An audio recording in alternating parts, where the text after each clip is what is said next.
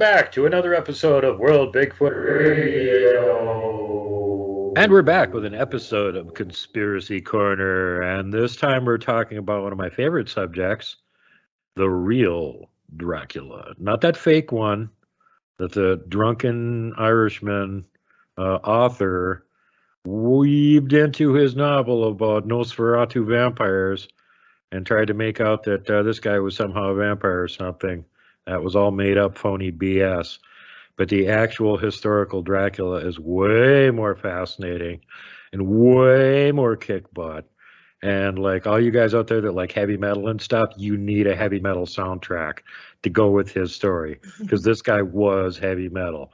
He basically invented terrorist and guerrilla combat tactics, and he's the main reason that the Ottoman Turks did not overrun Europe.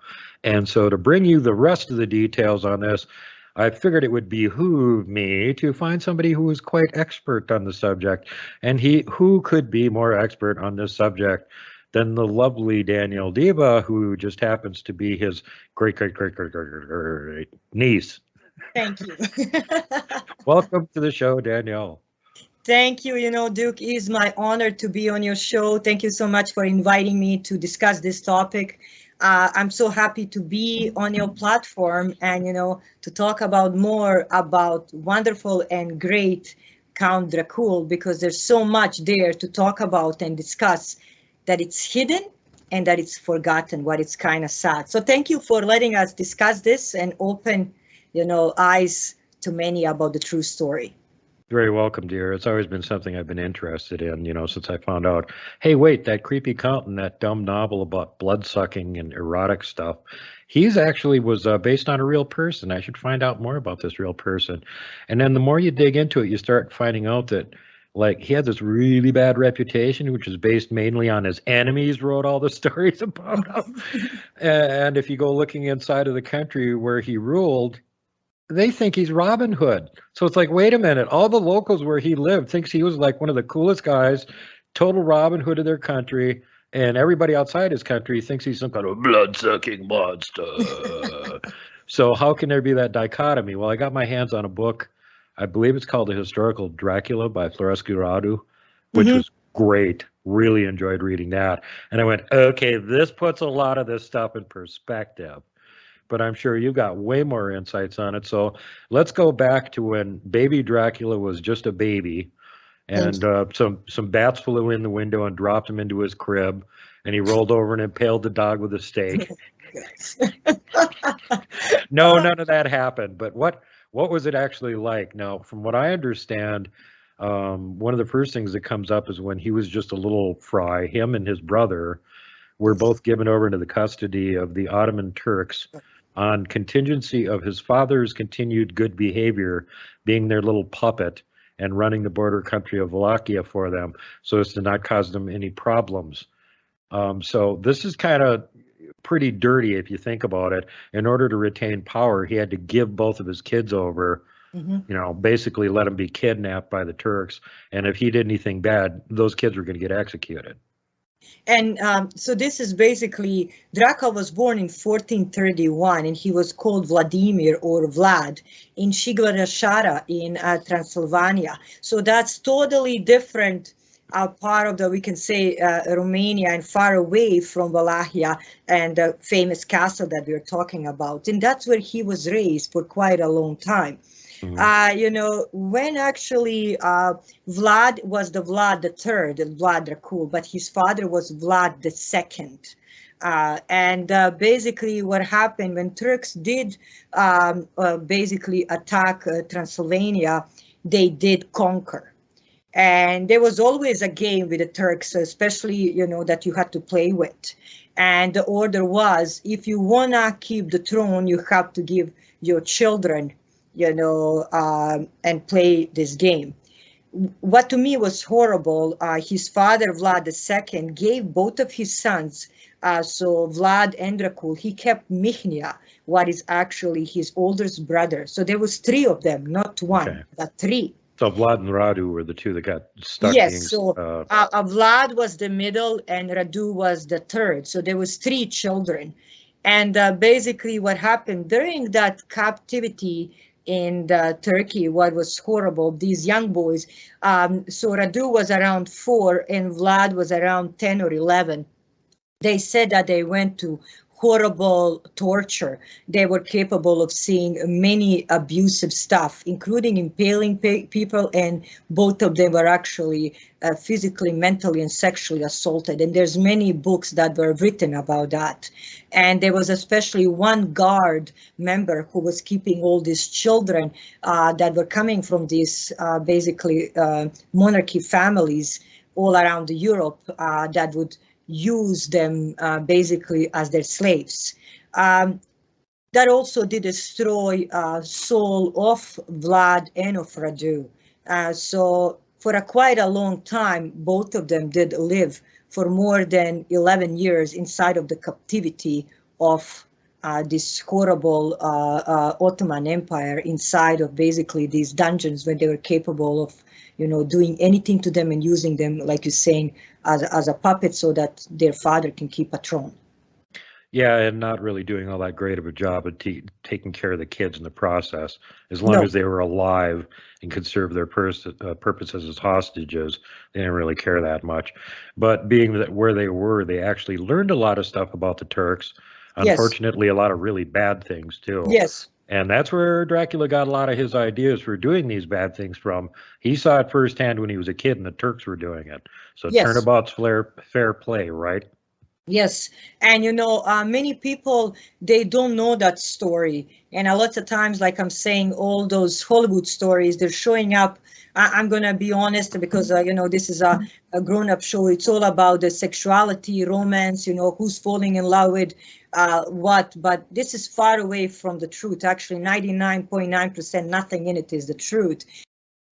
And we must understand that also Vlad was very hurt because when they were released by the Hungarians, what happened after, because the Hungarian Austria released him and his brother Radu from the captivity, they also killed his brother Mihnea, so the one who was supposed to rule, the first brother. And that's when actually Vlad came to the power. And he said, I'm going to rule now Transylvania. I'm going to change everything. And, it's going to be a better world for my people. And for quite a while, Transylvania was peaceful. But then Mehmed II of Ottoman Empire, he decided to attack Wallachia and Transylvania again. And that's when everything started coming back, including, I'm 99% sure of some of like impaling and torturing the people that he did see from the Turks as a child being in captivity and being a hostage by them. Yep. Legend and historical reports also have it that Mehmed had his younger brother Radu with him as a sort of concubine when he tried to invade later on. Dirty bastard. Yes. And leading up to all this, there were a bunch of border skirmishes that Vlad was personally there for. And this is something that keeps coming up in history. He wasn't sitting in his grim tower ordering people around. He was in the front lines leading the way. Yes. And they were, since he was expert in their language and customs and dress and everything, they were all being scary little guys that were pretending to be them until they got really close, and then they cut them to pieces. Yes. And this ploy kept working over and over and over again because who are these guys that dress just like us and can speak our language? Oh my God, it's Dracula! and Duke, what I will tell you, what also broke Vlad's heart. Just think about that, you guys, for a moment. His older brother was killed, right?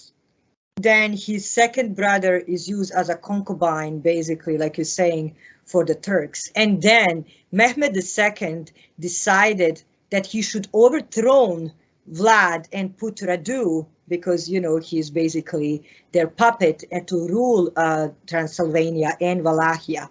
And that's when Vlad did stop all of his soldiers, and he was capable of killing his own brother.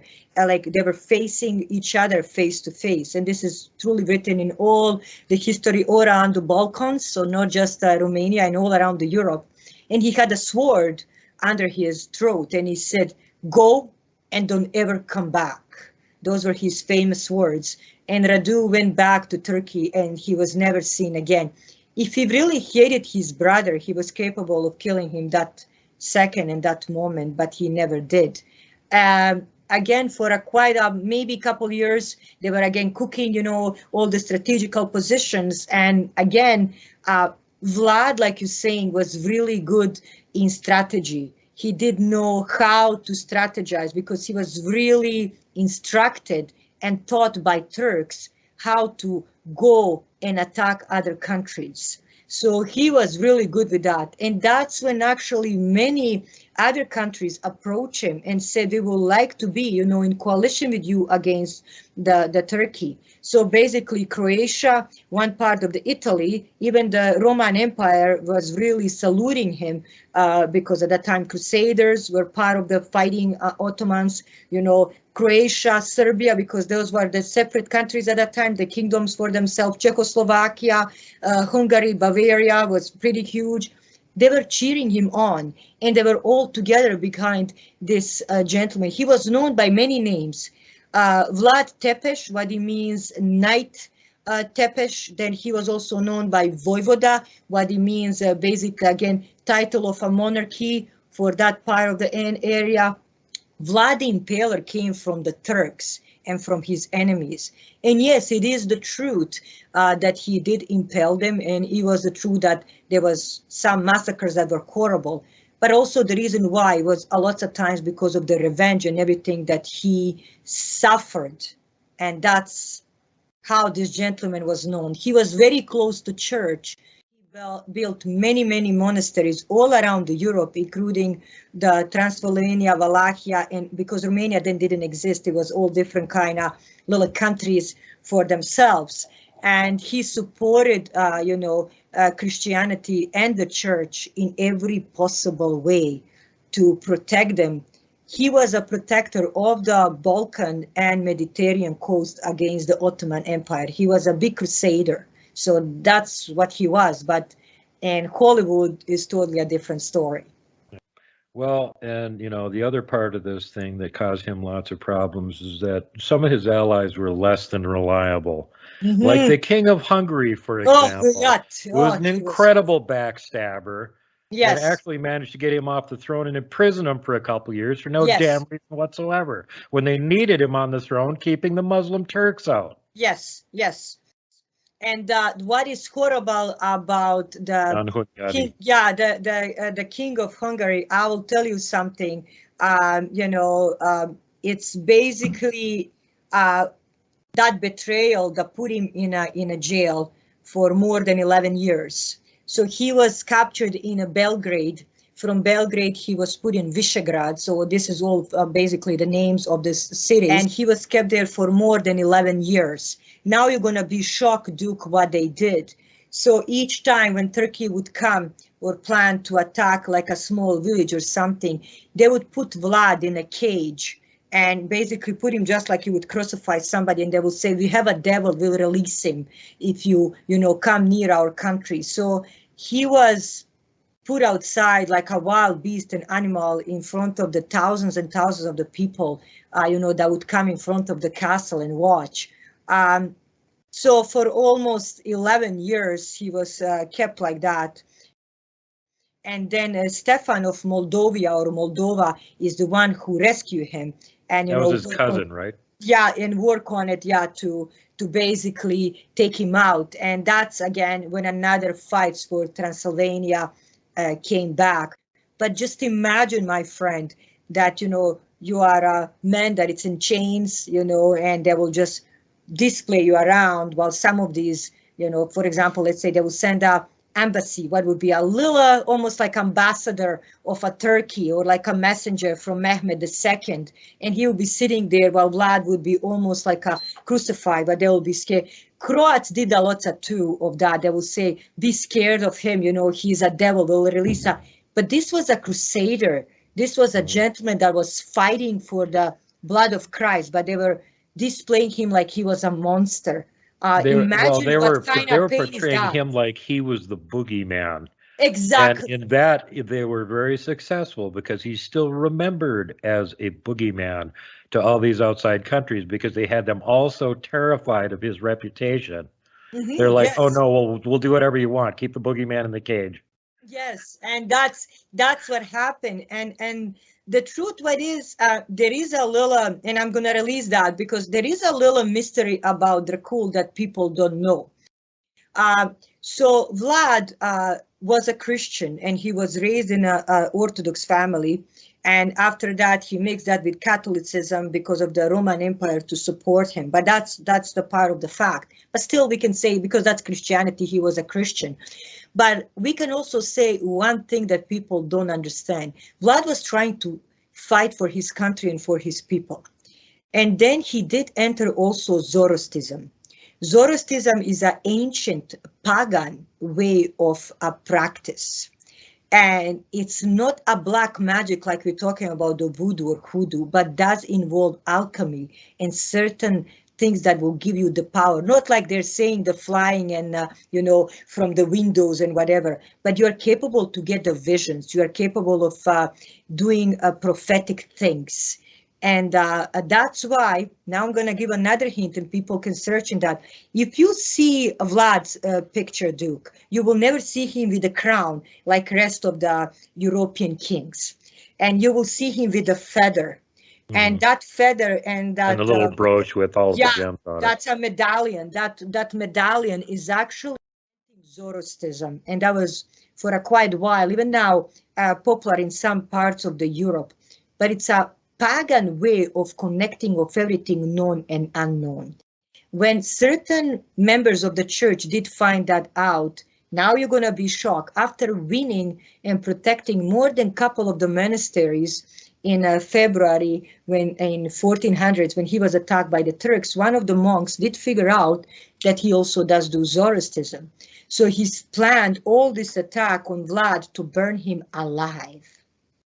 And they put him inside of, basically, it's like a 3 churches around and the monastery, and they did put him almost like a little house where they would put like a logs and the wood, and they lock him there to burn him.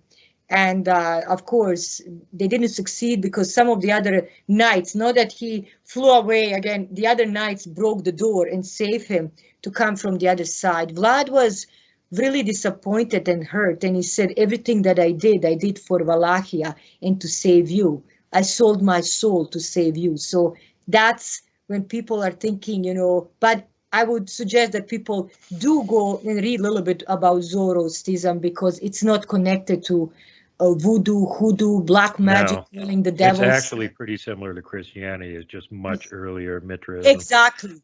Yeah.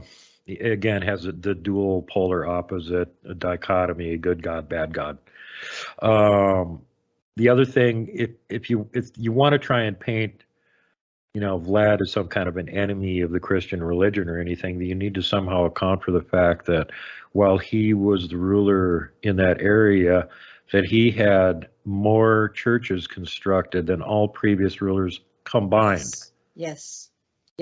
And so, yeah, I could see how he'd be feeling a little bit betrayed at that point. Yes.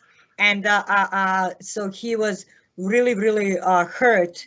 And but I would love people to watch, especially about it's called Black Monastery in Romania. And I did give the website so you can share it with the viewers after. It's all in English. They can see how beautiful it is. And it talks about Vlad Dracul, what he did, about Snagov Monastery, where actually he was buried, They can see many Komona Monastery. There's many and many of them that he built and protected, that they will be actually turned into the mosques, because that's what was happening in Europe. Every church was turned into the mosque, just like in Turkey, Hagia Sophia. Still, when you go inside, you'll be capable of seeing the icons, and you can still see that they're coming under the painting. And the reason why, because of the way of the oils and the special, basically painting that was used at that time, cannot be covered with today's painting. So still, like, all those paintings are coming from. So at that time, that's when. So as Nelson Muntz on The Simpsons would comment on that. Exactly. So that's exactly what would be. And so Vlad did building of the monasteries, and then Duke, what it's also very important, we must understand that he didn't just protect Wallachia and Transylvania. He went to Croatia, he went to Serbia, he went to Hungary, he went all around Bulgaria, and many of Bulgarians were then converting under Ottoman Empire into the Muslims, and they were actually killing many of the Bulgarian Christians. And I'm going to be honest with you, he brutally killed all of the converts, and he protected Bulgaria to be what is today the Christian country. So he protected many holy relics, and even the Roman Empire saluted him for that. So, and you go in Bucharest and you go in all of these countries, you will find the statues of basically, Vlad Dracul, basically saluting him as a hero, as a crusader, and as a knight, not as something that is written in a Hollywood story that flies on a broom and sucks people. Wait, Dracula has a broom? I thought he just had bat wings. Well, a lot of times, people go like, oh, he did witchcraft and he sold to the devil. But also, I must add something. I think, Duke, you would agree with me. We must understand that this was a young gentleman that was brutally abused since the day of her birth, basically. Yeah. Up to the, and he died very young. They don't know, was he 44 or 45 in a battle? And again, there was another lie, because they were saying when Turks were killing the people, Duke, during that time, their famous way of killing was the chop off your head. And the reason why, because then you will go to Sultan, what would be almost like a czar, because Sultan would be the ruler of the world. That's how they glorify the Sultan. So they will take the head that is chopped off and present it to the Sultan and say, okay, we have another infidel, what it means, somebody who is not basically inside of the religion. Yes. And and then if that was a big leader, they would take that and put it basically in front of their temples, in front of their mosque, to say, you will be the next one to pay the price, or we are glorifying ourselves. So when Dracula and Vlad was killed and he died very tragically, they couldn't find his head, and 99%, everybody knows that, even the Turks know that, the head was taken to the Turkey, and then secretly the monks from the synagogue went and they get his body and they bury his body. People are asking how they did know that was his body. Very simple. Dracula had very famous crusader basically outfit. He always had a dragon and a cross on a chest with a fire, because dragon's order was a cross on a chest with a fire.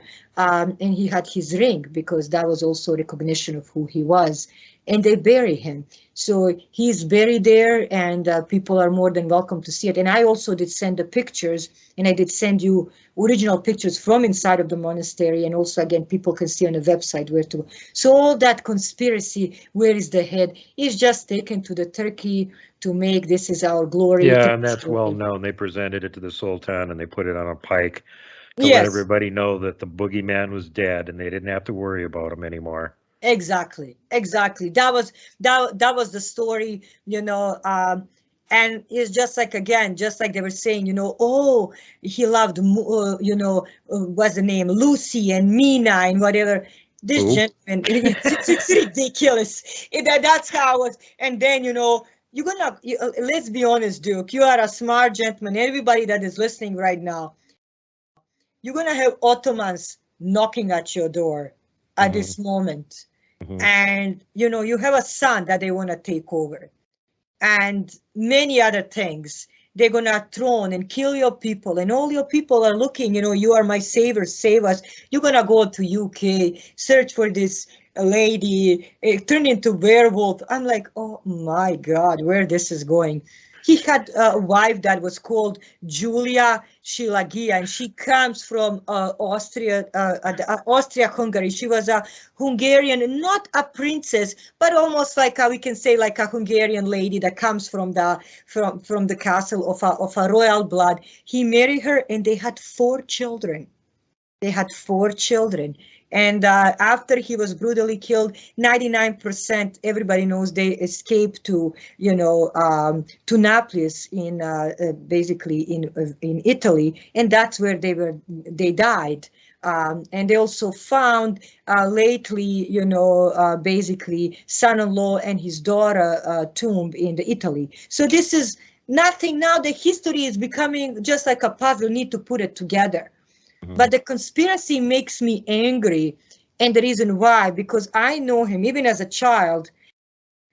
Before figuring out that he is my relative, I heard about the stories, and then when we did the DNA, I was really, really happy and proud about that.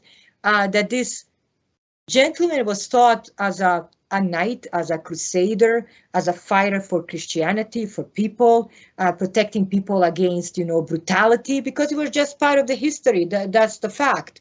And then, when I was growing up and then I started seeing the movies were kind of cool to watch, but they're far away from the historical fact, because they don't have nothing to do with Vlad Tepes or, Vojvoda Tepes, what's actually meaning, Vladimir the Great or Vlad the Dracul. So it's far away from. Yeah. Yeah, it's just some BS that some drunken Irish guy made up to make money off of. And again, he was writing a story about Nosferatu. He wanted to write a vampire story, and this just happened to be a historical character that he ran across and went, well, this guy had a really kind of a brutal history. I'll weave that into my story. And then I'll have him come here hundreds of years later when he somehow survived as Nosferatu and come and visit England. Why in the hell would Dracula go to England? I mean, there's virtually a zillion other places on Earth he would have moved to first. So this is one of the first big glaring plot holes in the whole book. But let's not get into how ridiculous this work of fantasy is and how nothing it has to do with Dracula. But let's talk about some of the stuff that Dracula is actually, the real Dracula is attributed with having accomplished. And one of the stories that always keeps going around in pretty much any source is he's got this reputation locally as being Robin Hood. Yes. Fights against the rich, gives to the poor. Yes. And one of the stories that always gets thrown about that is that when he first managed to get control there, he had all of the boyars meet him in a big dining hall and dressed them down and said, hey, how many rulers do you guys remember there being in this country? And some of the older ones could remember like a dozen. Even the youngest guys could still remember 2 or 3. And he said, you know why? Because you're all a bunch of untrustworthy, backstabbing pieces of crap. And I'm not putting up with it. And then he walked out of the dining hall. They nailed it shut, burned it down, and got rid of them. And the rest of the story is that he actually went around and found their replacements because he was so good at disguising himself. The legend has it that he actually went around to all these areas where these former lords lived, found who he considered to be a trustworthy person in the area, gave them all their title and lands, and said, you're in charge. There's your manor house over there, and you run things locally here. And if you try and stab me in the back, same thing's going to happen to you that happened to the guy that used to own that manor house. Now, how true is that story? That's actually very, very true. And many people forget what truly did happen when, and I'm going to mention that and connect to your story. So basically, when Mehmed II decided to attack Wallachia for first time, when he was put on a throne, Duke, nobody knows what he asked for. He said that he has to give him thousands and thousands of the golden coins at that time. That was the money, but also to give the children. And the children were given to be Yanichars. I'm giving you exactly the word. The Yanichars were the soldiers that were trained to be basically Turkish soldiers that would be put in the front line. They used them for shock troops because they were extremely expendable, and they drove them crazy to make sure they fought good. Yes. And I'm just giving it exactly on how, so they would put him there. So on all that Balkan area, and of course on Romanian, it's called Yanichar. So I'm just saying, so and they also said, you're going to give your son, and his first son was born, and he said, you're going to give Michnia to us too. So he wasn't like his father. He didn't give all these children away, and he didn't give his own son. He actually stood and fight. Well, if you So think about that's it, it's obvious why he would do that, because he's like, whoa, I've been through this crap. I'm not putting any kids through this. I'm not going to have exactly. that weighing on my conscience. Exactly. And that's when he started seeing who betrayed him. Because how did they come in front of, that castle at that time, like you're saying? And then he figured out, for example, that and that knight betrayed him, and that secretary betrayed him, and this one. So he figured out that there is a plot behind him to overthrow him, and also, to start destroying the whole country.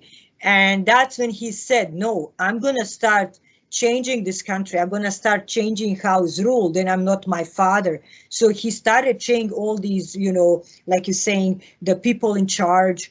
And some of the people that are really, we can say, the right hand to him, they were very simple people. Some of them were village people. Some of them are like, people that were, just, farm people. And he figured out, they have a soul, they have a heart, and that was more important than having at that time maybe education to read and to write, but to know how to fight with the soul and the heart with your country. And then he would gather all the flour, what was very important at the time, and he would go from village to village and give them the flour to make a bread. So he did a lot. So when some people mention him as a Robin Hood, he really was, because he was trying to protect everything that was destroyed also by his own father and forgotten, because to his father it was just a throne. I'm sitting on it. I really don't care.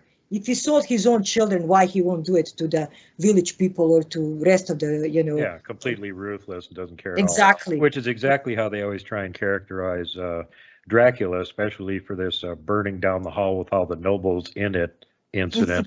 But it's very clearly written in the histories prior to that point that this was literally going on. And that noble class in those areas basically thought they were running the show. And if they didn't like who was in charge, they just stab him in the back and have him overthrown. And a couple years later, they get somebody new. So, Dracula had grown up with seeing this stuff, and he just went, you're the problem. Yes. We're getting rid of you first. Yes. And that's why he became so strong, because he had a support of people, and he had a support of locals. He had a support of the other countries. And then the other countries figured out that this little Wallachia is becoming a fighter, becoming a real dragon against the Ottoman Empire, not having so many soldiers like at that time Germany or Bavaria had, because Germany didn't exist. Many of these, Hungary didn't have so many. But this small Wallachia was surviving, and thriving. And this is a tiny country. This is very tiny. This ain't like the size of Texas or something. This is a pretty small country. Very tiny. And then basically that's when they all started knocking at his door, and they said, hey, let's join in and let's be part of, this order like we already started with your father. And they renew. And even up to today, Order of a Dragon is still alive.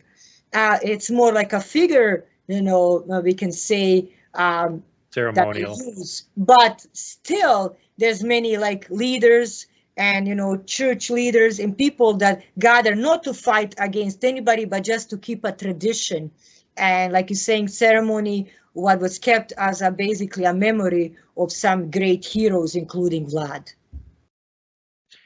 Well, it's nice to set the record straight on some of this stuff, and I was always interested in some of his military tactics and whatnot, being a war gamer. And they always talk about Mother Russia defeating armies that invade them, and Mother Russia usually defeats them with lousy weather.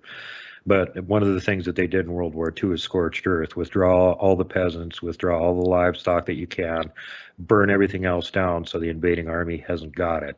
Of course, he did the same thing with Napoleon. Well, this is something that actually your ancestor was doing before those guys were doing it. Yes. As Mehmed and his army of jerks were trying to invade, he was withdrawing everybody, poisoning the wells, burning all the crops. So now they've got this really long supply line problem. And when they finally get to the capital city of Targoviste, and he's inside with his little piddly tiny force and outnumbered like at least 10-1, and those numbers vary by accounts, but it was at least 10-1. and they're outside the city walls going, okay, we're going to lay siege. Well, we're kind of running out of food, and people are getting like the plague or something. And there's a whole forest of stakes out here that have our countrymen sitting on them, rotting away. That's probably not a very hygienic place to set up your camp. And during the night, Vlad, who is very brave and an excellent fighter and speaks Turkish incredibly well, yes. disguises himself as one of the Turks, sneaks out of the castle and goes right into the middle of their camp, trying to figure out where Mehmed's tent is, because he wants to personally kill that son of a bitch. Yes. So he thinks he gets it right, and he goes back inside the castle, he marshals his troops, they open the drawbridge, and him and his cavalry ride out in the middle of the night and attack this gigantic force outside the wall. And unfortunately, it was the general of the army who he thought was Mehmed's tent, wasn't him. Yes. But they did get that guy.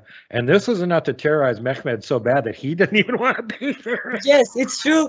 It's true. Every single word that you said, it's true. And I'm thankful for that.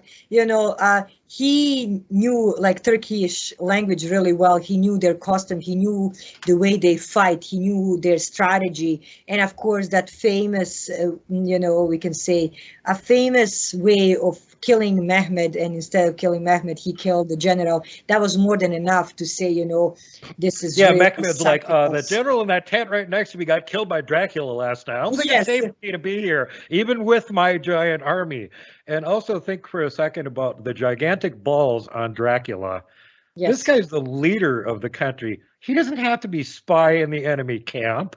No, of course. And imagine what kind of courage you have, because 99% of people will know who you are, but he was capable of going in there and still with his tactic scare Mehmed enough to say, back off. So I must say, many people need to understand that this was a really big fighter and big warrior, out there that it's very rare to find these days. So, to have such a heart and such a, a love, it's quite amazing. Because a lot of times today, we talk about not real heroes. We talk about Tom Cruise, Brad Pitt. Those are not heroes.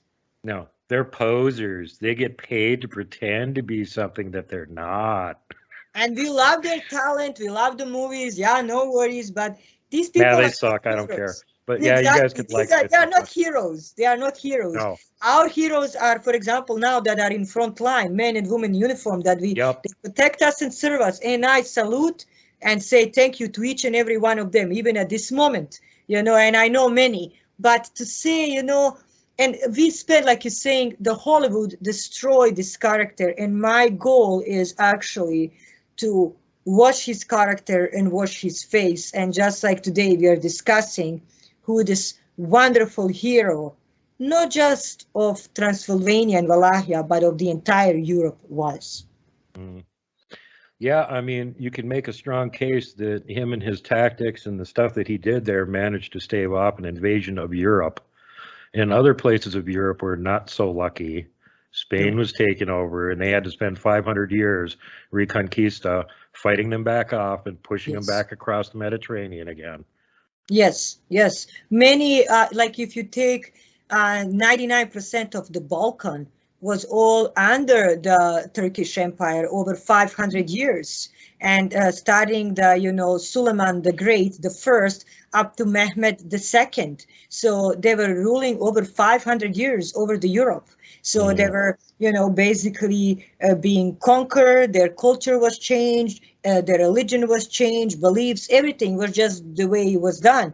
And it took quite a long time for, each and every country to, basically go back to their beliefs, to their system, who they are and what they are. And still in many countries around that area, I don't know, Duke, if you ever went, I know Europe very well, you will find many traits of Turkish Empire, some structure of the buildings, some way of cooking, even some words. And you'll go like, huh? So because it was over 500 years, so what's quite normal. Yes. Parts of it permeated the culture, never to be expunged again. But that's history, Yeah, that's of course. If there's one And thing that you could say about that area of the world, it's very balkanized. As a matter of fact, that's why they came up with that word. that's a good one. That's a good one. If you talk about Vlad as a hero, Vlad was something that people don't understand in this, I can say, misunderstood in this part of the world, because I'm proud to be Canadian, but I must say, because of my background and where I'm coming from, of course I do know more. But he's misunderstood, and he's also misrepresented who he is. He's far away of being a Batman, changing from one face to another, sucking blood, and also destroying the churches and burning the churches. I think that would really destroy his heart, because he carried the exactly cross. The opposite of what he did. He built churches. He encouraged churches. He didn't want the Muslim Empire taking over his homeland. And the way they represented him, my friend, I think it's breaking his heart. And the reason why, it's actually something that he's far away from it.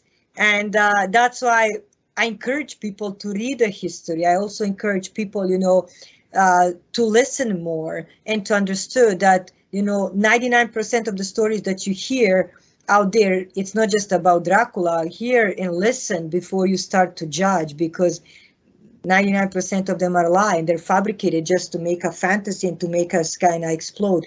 But imagine, Duke, you are a very smart, intelligent gentleman. How would you feel giving your entire life, your childhood and everything, for something that, his country stand for? They were Christian country. They were strong. They were proud. They were fighters.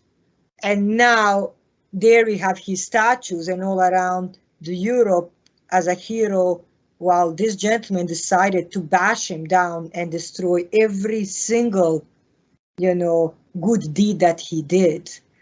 So it makes me a little bit angry. Backstabbing while he was alive wasn't enough.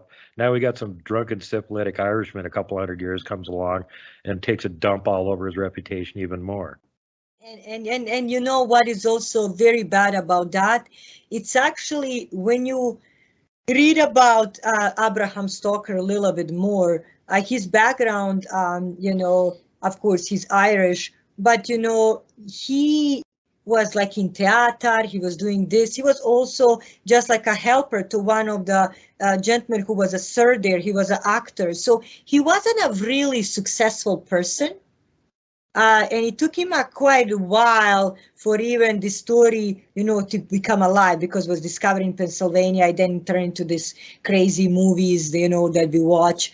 But, they are entertaining, that I'm saying, but they're far away from the truth. And somebody who is really related to that whole area and to that story, or he has any feelings for those people or the blood, just like myself, it makes me hurt inside, because you are actually dirtying the face of our national hero, and that's totally far away from it.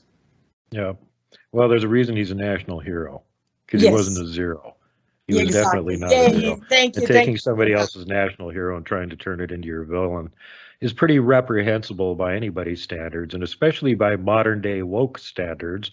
Think about that, woke people, all three of you that are actually listening to this show. That's cultural appropriation, to turn him into a devil. Yes. Yeah, and the devil was, and especially at that time when this movie came out, it was really an era of, devil and cult and occult, and, there's all these witches flying and black potions and all different kind of things. So it was kind of a good timing for this to be made, because there's always a different era that brings something. There's like, at this time we get aliens, and then at this time we get Star Wars, then we get, witches. So at this time was time, for like a Dracula to come alive and fly around the castle. Castle still can be visited. So I would actually invite anybody to go to Transylvania in Wallachia themselves and visit the beautiful castle. But this is not just one castle. Vlad Dracul had many castles around the Transylvania and Wallachia, and 99% are open to public eyes, and people can see them. Even Prince Charles went with Camilla there. He loves to go there, and he enjoys it, of course, because of the whole culture and the beauty in it. It's totally far away from what people are saying, because when you go inside, you're capable of seeing all this magic of the knighthood and crusaders and big fireplaces and the libraries. And actually, it's not that dark. It's very, very light inside. And many people even say that it's warm. And so it's quite, I cannot wait to go myself. So I'm quite excited, because that's on my list. And I have many friends and even people inviting me now, because now they know that I carry that blood. So I'm in connection with many people that, they're saying, you are his live descendant. We want you to come in and, to be part of this. So I'm quite excited also to meet some of the people that are my people and that are connected to my bloodstream. So I'm quite excited.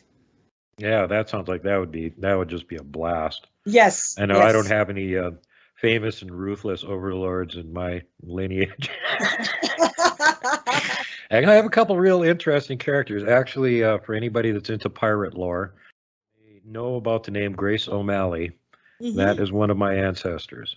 Oh. And not only was she a lady pirate, she was the captain of a pirate ship. So how badass do you have to be? No, wait, she was way more badass than that. She had a fleet of pirate ships. Oh, wait, let's go up one more step. She captured a city on the coast of Ireland and made it her pirate fleet base. Wow. That's how badass she was. And they still got like stories and plays and stuff about her that are out there, because she was kicking butt. I love the woman. My mother, it's quite amazing, but I'll mention this, Duke. When I was a child, because I'm a psychic and a medium and I can see things, she would always tell me, you are different and you must stay a strong or passionate woman. That's who you are. That's what's in your bloodstream. And then when we actually did find out that we also have, basically the story was confirmed that we do have Dracula's blood inside, because like, you are a true dragon's daughter, go and fight. But I will share something with you, Duke, and with everybody that is. Do you think that's where your superpowers come from being related to Dracula? No, I would be honest. He didn't have those superpowers. Oh, dang it. And that's what people think. No, they came from my great grandmother, from my mom's mama. My mom's mama was a psychic and a healer. And she was a really well-known woman. She even used that when she was placed in concentration camps during World War II to help people. So that's where it comes from that lineage. And when talking about, but what I have, I'm a fighter. And one day you're gonna be shocked. Before we even did the DNA testing, there was no movies, nothing. I fall asleep.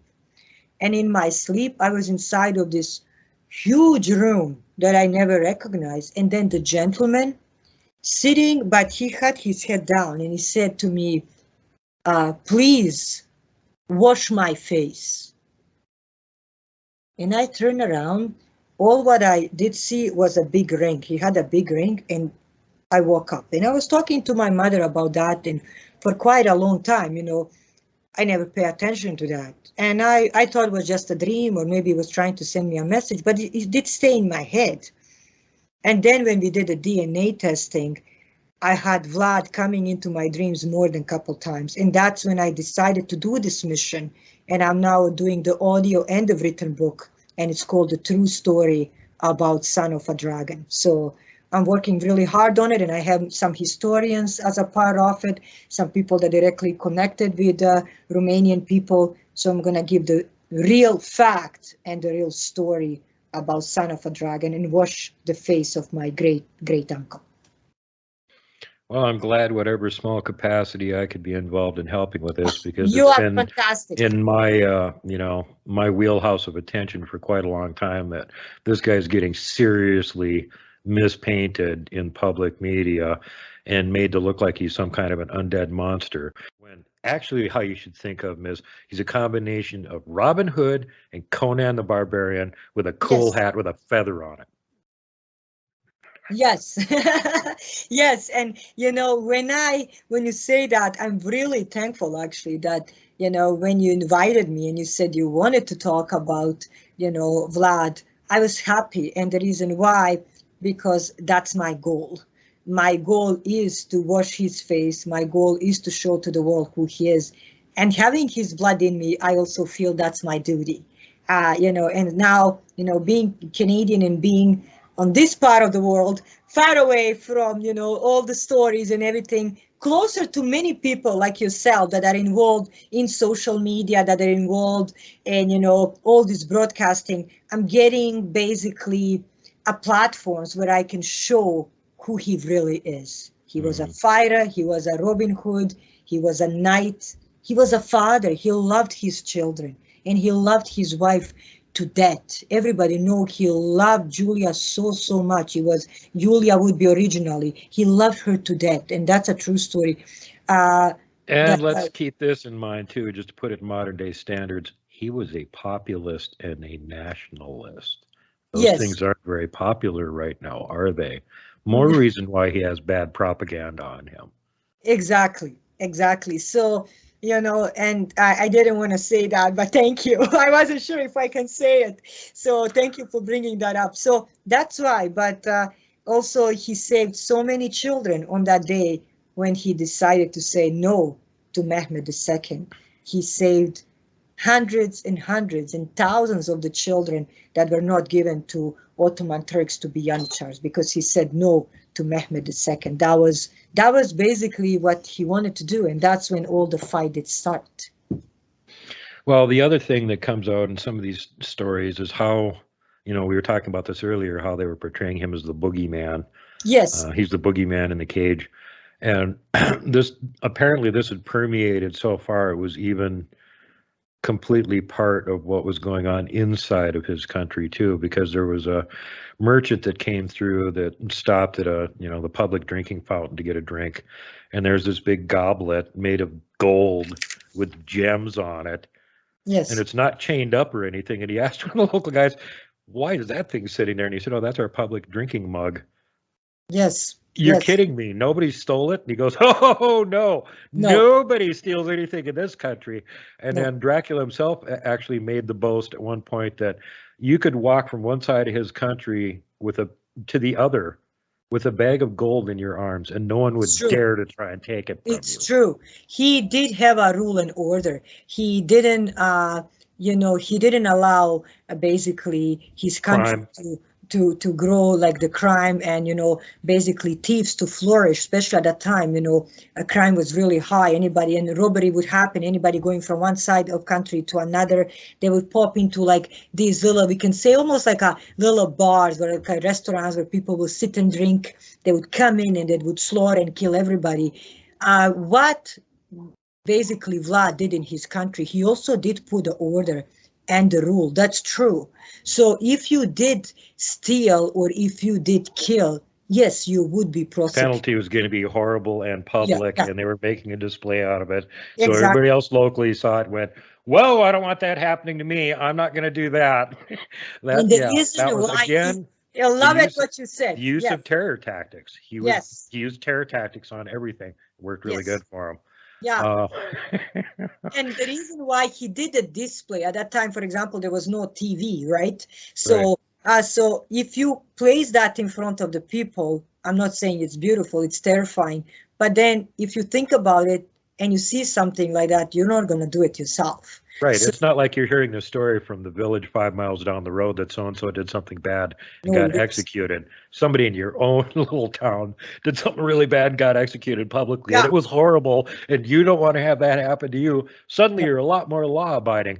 And the other thing that comes up with this sort of thing is if you want any kind of trade happening in your country, and especially in those days where you had like organization, the Hanseatic League, amongst all of the merchants up in the Germany area, just so they could protect their own interests, because they kept getting attacked by these little petty lords all the time. Every 5 miles down the road, there'd be some more of these fake knights would come riding out and go, "Oh, give us money to go through our little 5 miles of territory."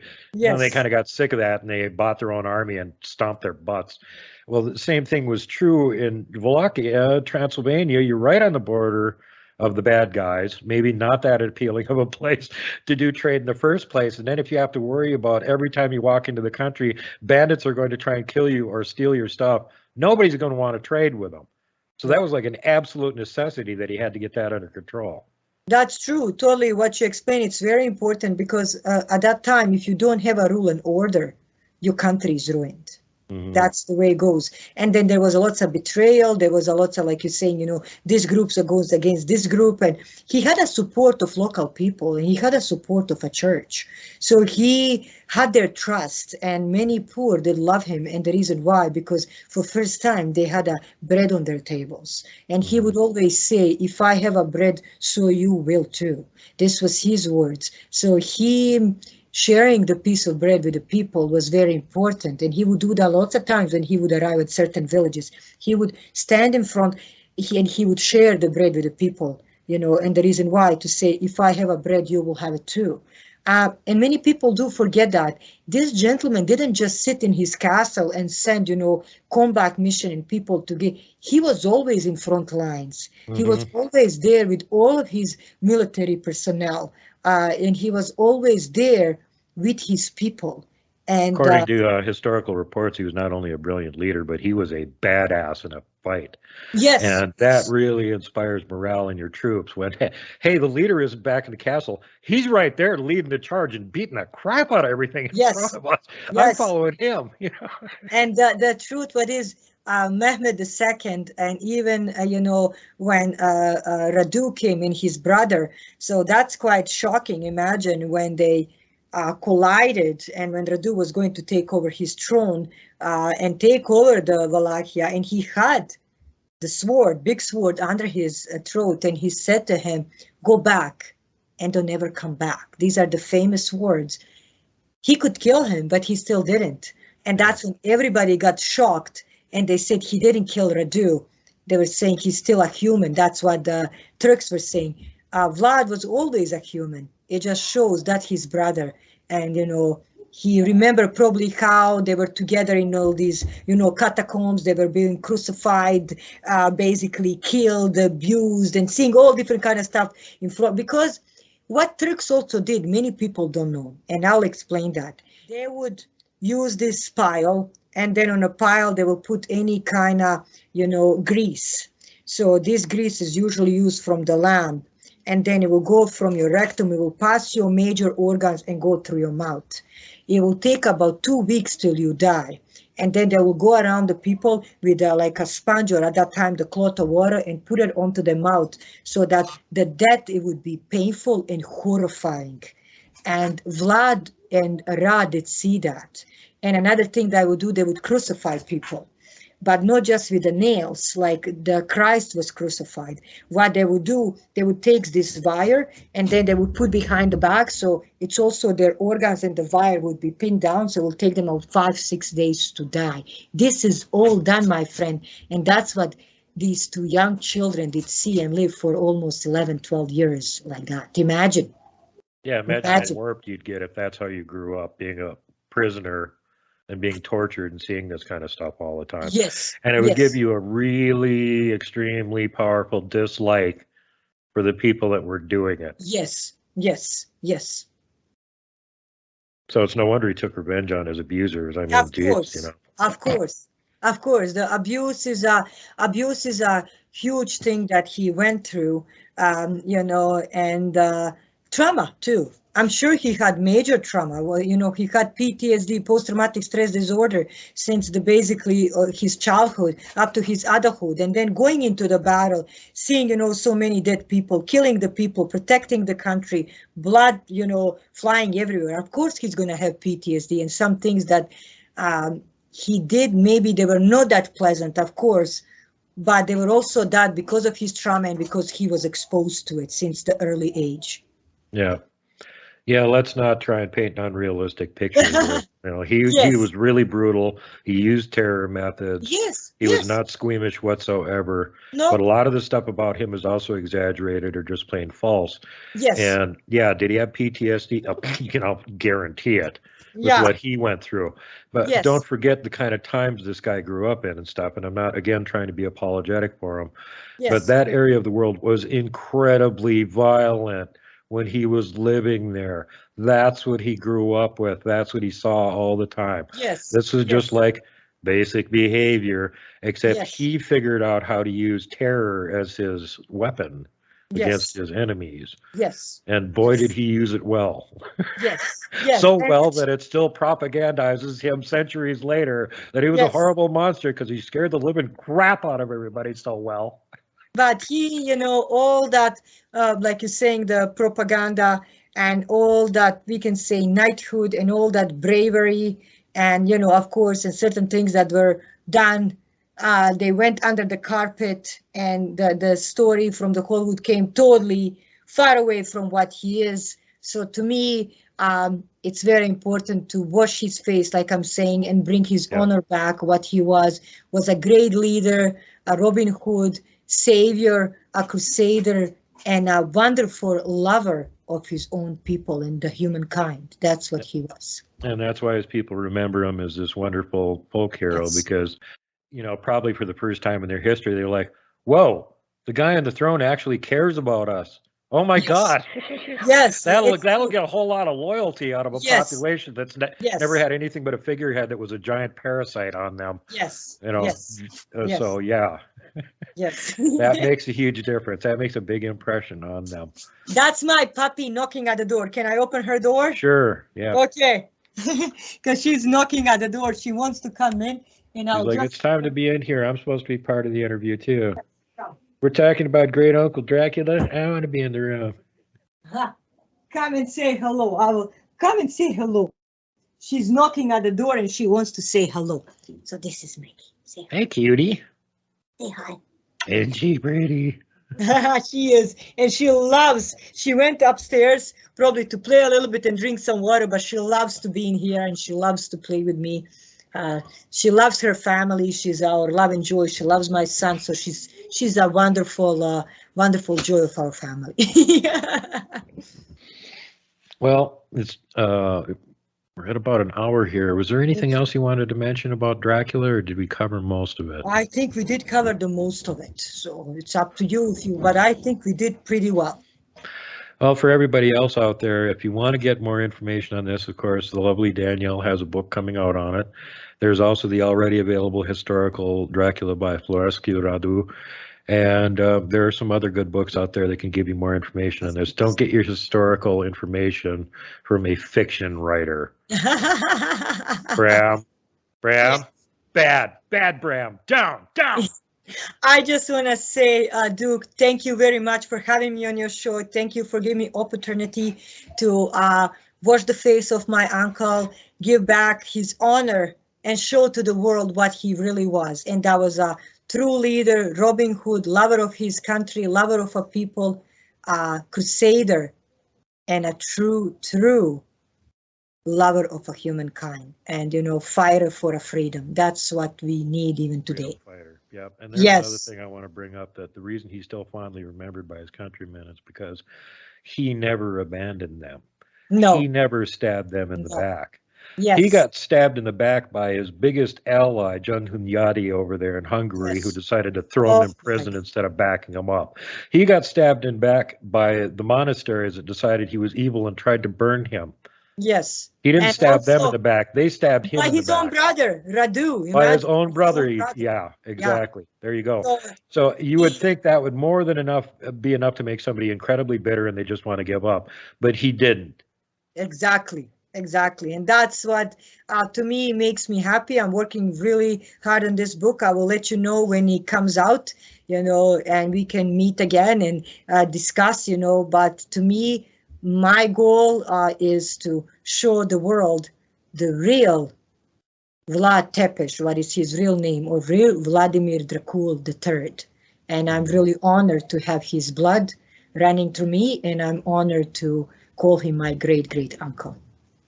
Well, it's been an honor to have you on the show and have one of his relatives on here to clear the record about him and talk about what the guy was actually like. And you're right, he was an amazing crusader. He was a combination of Robin Hood, Conan the Barbarian with a cool hat with a feather on it.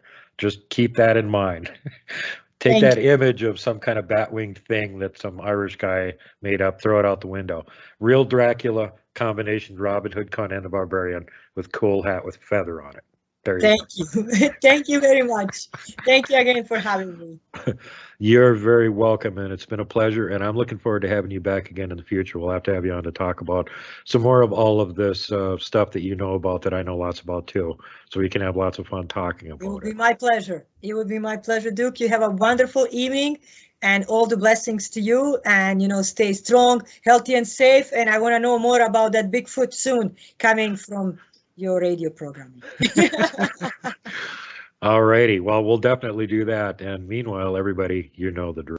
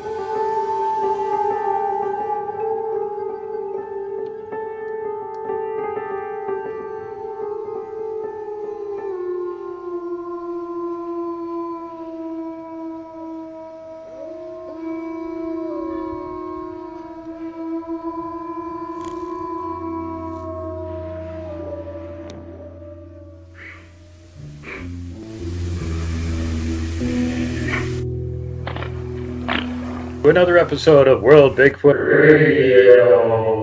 Back with the lovely Danielle Diva, and this time we're going to talk about more stuff from the folklore, legend, and probably fact of Europe, the dark past of that area around the Balkans, where you've got cool names like Transylvania, Carpathia, and, well, other parts of Romania.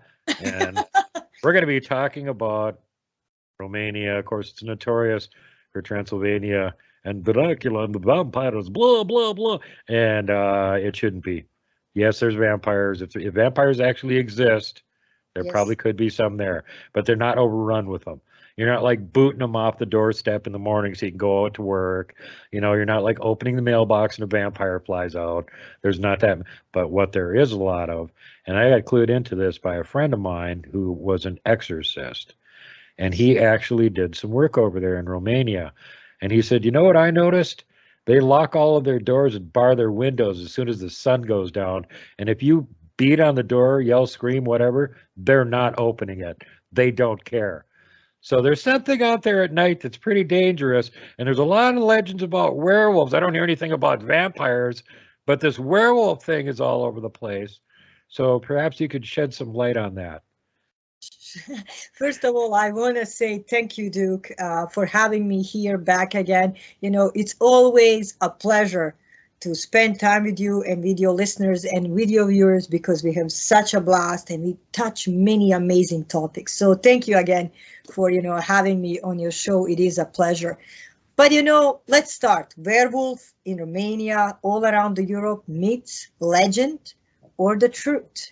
So I'm going to touch a little bit on that subject. I'm going to mention a little bit about vampirism or about vampires, but it's kind of a little bit overlapping when it's coming to this kind of story. If you talk to the Slavic culture and the folklore, there's many stories about shape-shifting creatures. For you guys, you talk about them when you go like, okay, I did see a shapeshifter and a skinwalker ranch, or, around the frog ranch or somewhere else in the woods. But they're really common in the Europe. Did you know that, Duke? Yep, that's where a lot of the old legends all come from originally, from those dark and spooky parts of Europe. But people have strange accents. Yes, so a lot of those stories are about, werewolves, Vikodlak. So I'm going to say Paikolit or Varolak. They're actually coming from the areas of Carpats. So Carpats, it's like a Rockies, really big, heavy mountains that are coming all around and down to the slopes, through the Balkans and Europe. As I mentioned earlier, the Carpathian Mountains. Yes. As soon as you mention that name, that for Western audience conjures up images of, coaches, horse-drawn coaches, and dark moonlit nights, and big Yes. castles on the horizon, and vampire bats flying around with Yeah. screaming humans that they're carrying and stuff like that.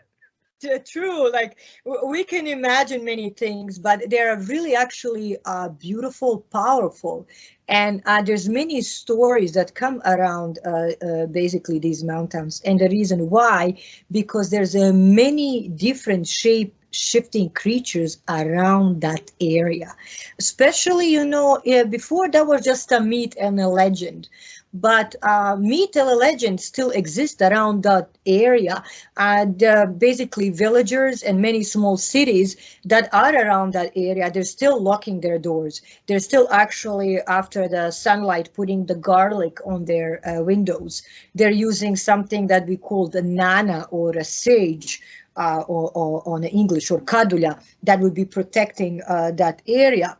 And like we know, I am going to mention Transylvania, is also hidden gem of the Europe. It's very beautiful because of the nature, because of the, beauty, architecture that is built there, but it also has lots of different legends and creatures that are, again, connected to that area.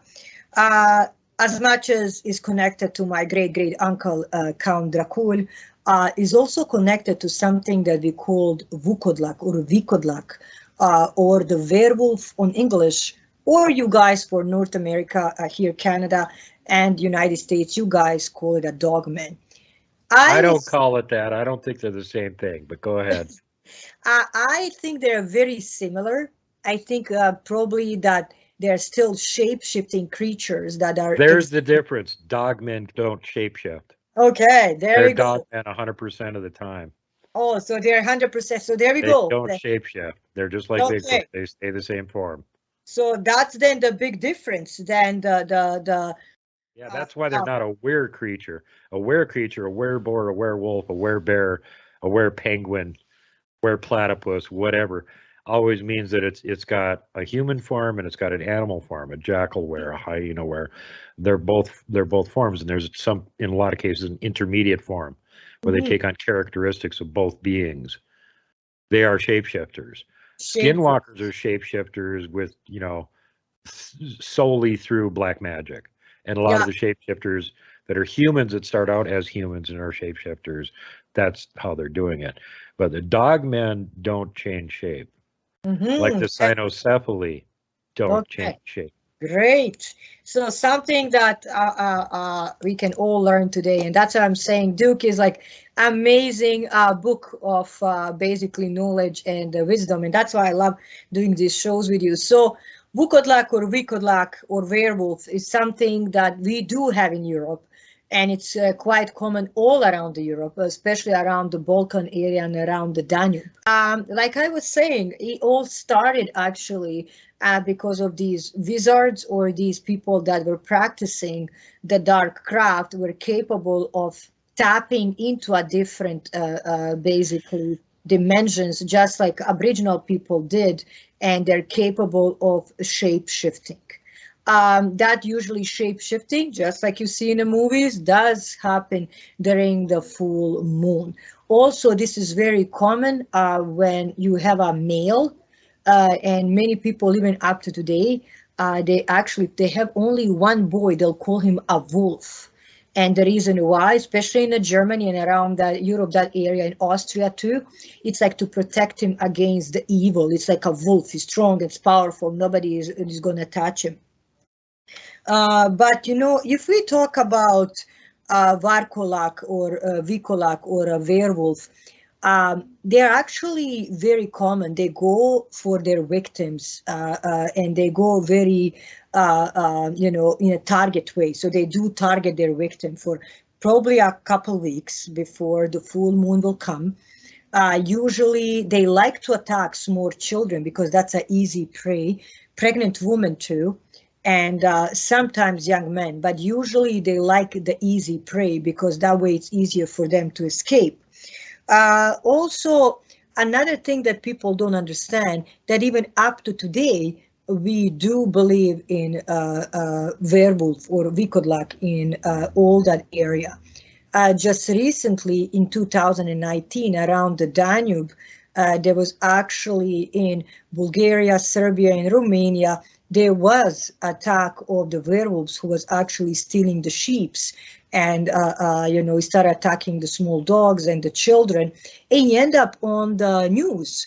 And the story was written by Dragan Petrojevic, and he was the one who wrote the whole story and actually reported to the local news. And in October 30th, 2019, so that's just recently, Duke, that whole area was panicking what to do. But this is nothing new, because in 1582, Peter Suba was the first one. He was a rich farmer, and he was basically transforming, and he killed his daughter and his sister. I remember hearing about him. Where was he at exactly? He originally comes from Czechoslovakia. At that time, it was Czechoslovakia, like, together. And he wasn't separate like a Czech and Slovakia like today. So basically, he ate them, and they didn't know how to explain this, and they said he was mentally insane. But up to today, of course, there is some times when we have mental issues, and there's some cannibalism and etc. But this was still unproven story. And then shape-shifting happens usually when we have a dark magic going bad, or the wizard trying to change the shifts and rule over the villages or over the cities. Another thing, I don't know if you heard about that, but 1521, it was also the first attack in France. So it started spreading all around Europe. And was that Beast of Givaudan, or was that a different one? Yes. Okay. Now, I'd like to point out at this point, before we get drift too far away from Peter, the Czechoslovakian who started this whole thing, or at least that's the oldest report we can find easily. Yeah. If up in the country that you're in right now, this happened and you went mental and ate your family, you wouldn't be accused of being a werewolf. You'd be accused of being a Wendigo. Yes. So it has a lot to do with the lens of the culture that you're looking at what kind of label is getting slapped on this behavior. But the other thing is here in North, let's compare and contrast for a second before you go on to the European thing. Please, go ahead. We know way back from ancient history and all the way back to the biblical times and up into medieval times, we have all sorts of texts. Marco Polo and other people have mentioned the cynocephaly, the dog-headed people. Mm-hmm. They weren't shapeshifters. No, they were just dogmen. Okay, yes. So apparently there are those things, and that's dogmen. Yes. In North America, there's not only those things. There's the shapeshifters, like the Navajo have the skinwalkers. Yes. Those are shapeshifters. They're evil. They use black magic in order to gain these abilities, and they'll even tell you when they're in shapeshifted form. Most of the time, they're not there. It's an astral projection that makes you think they're there, which is why you can shoot at them all day long and it doesn't do anything to them. And then also it's mentioned that if you know who it is and you say their name to them out loud while they're in that shape, it'll kill them.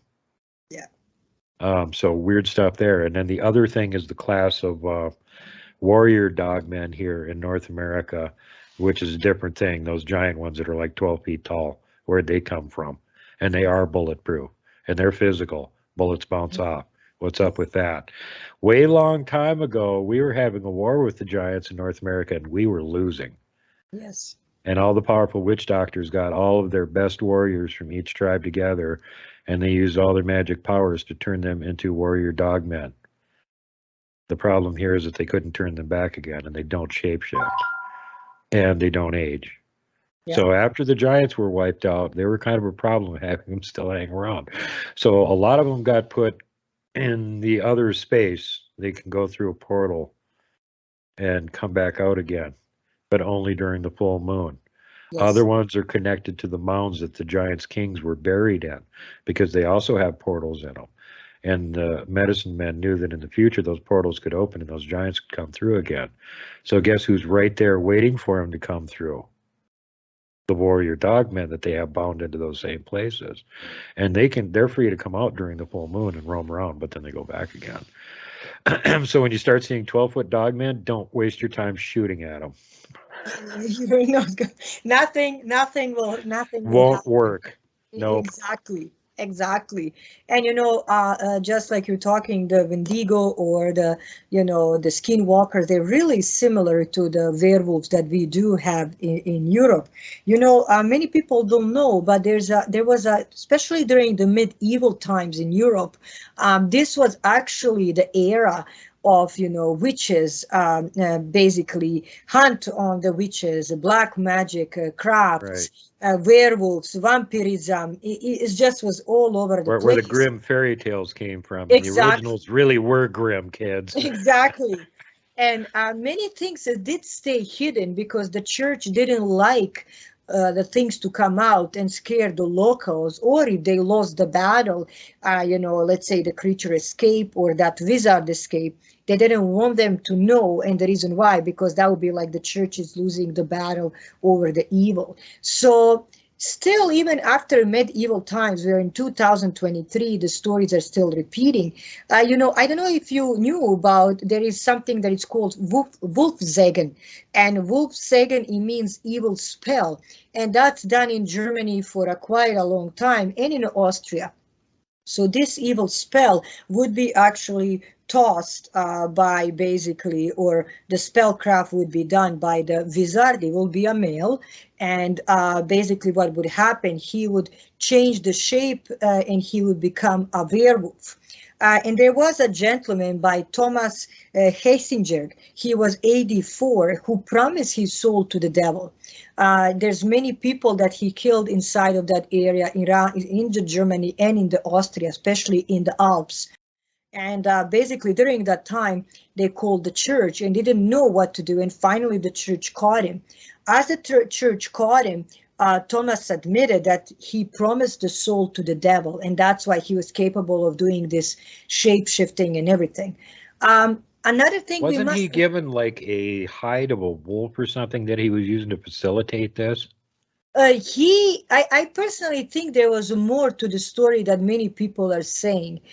He was in one way supported by the, basically, they can say, local clergy, Right. even if that would be wrong for them to do at that time, but they were really interested to know about this power inside of this kind of craft, we should say.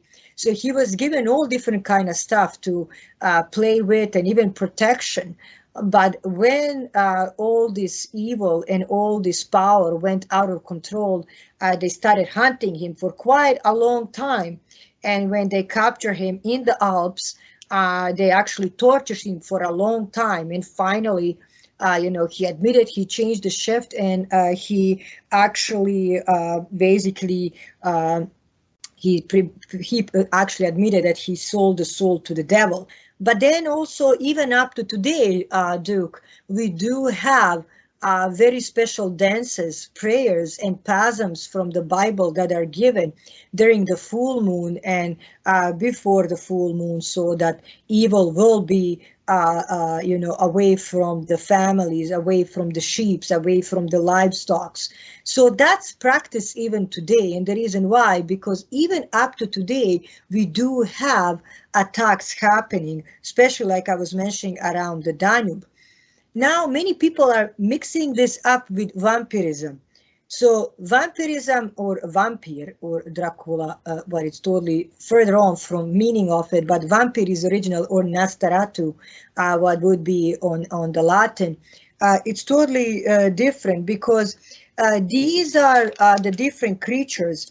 They are creatures that come from the dark souls, dead souls that are walking alive again, and they're feeding on undead souls.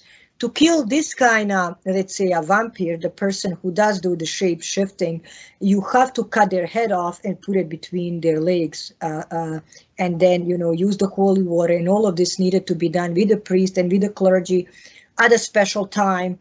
And the reason why, because he may rise again and he may hunt people again. And that's one of the things, Hollywood likes to get things completely wrong, and they're all like, Buffy the Vampire Slayer, if you jam a wooden stake through its heart, it'll explode into dust. No, it doesn't work that way. Why'd they put the stake into its heart? That wouldn't kill it. They put the stake into its heart to pin it to the coffin so it couldn't struggle and fight back while you're cutting its head off. Yes. And strigoi. strigoi. The So strigoi. yeah, strigoi. It's a troubled spirit and becomes invisible, drain blood from the victims and living victims, of course, the humans that are alive. So this is totally opposite to what we see, like you're saying, in Hollywood stories, and it's very common today.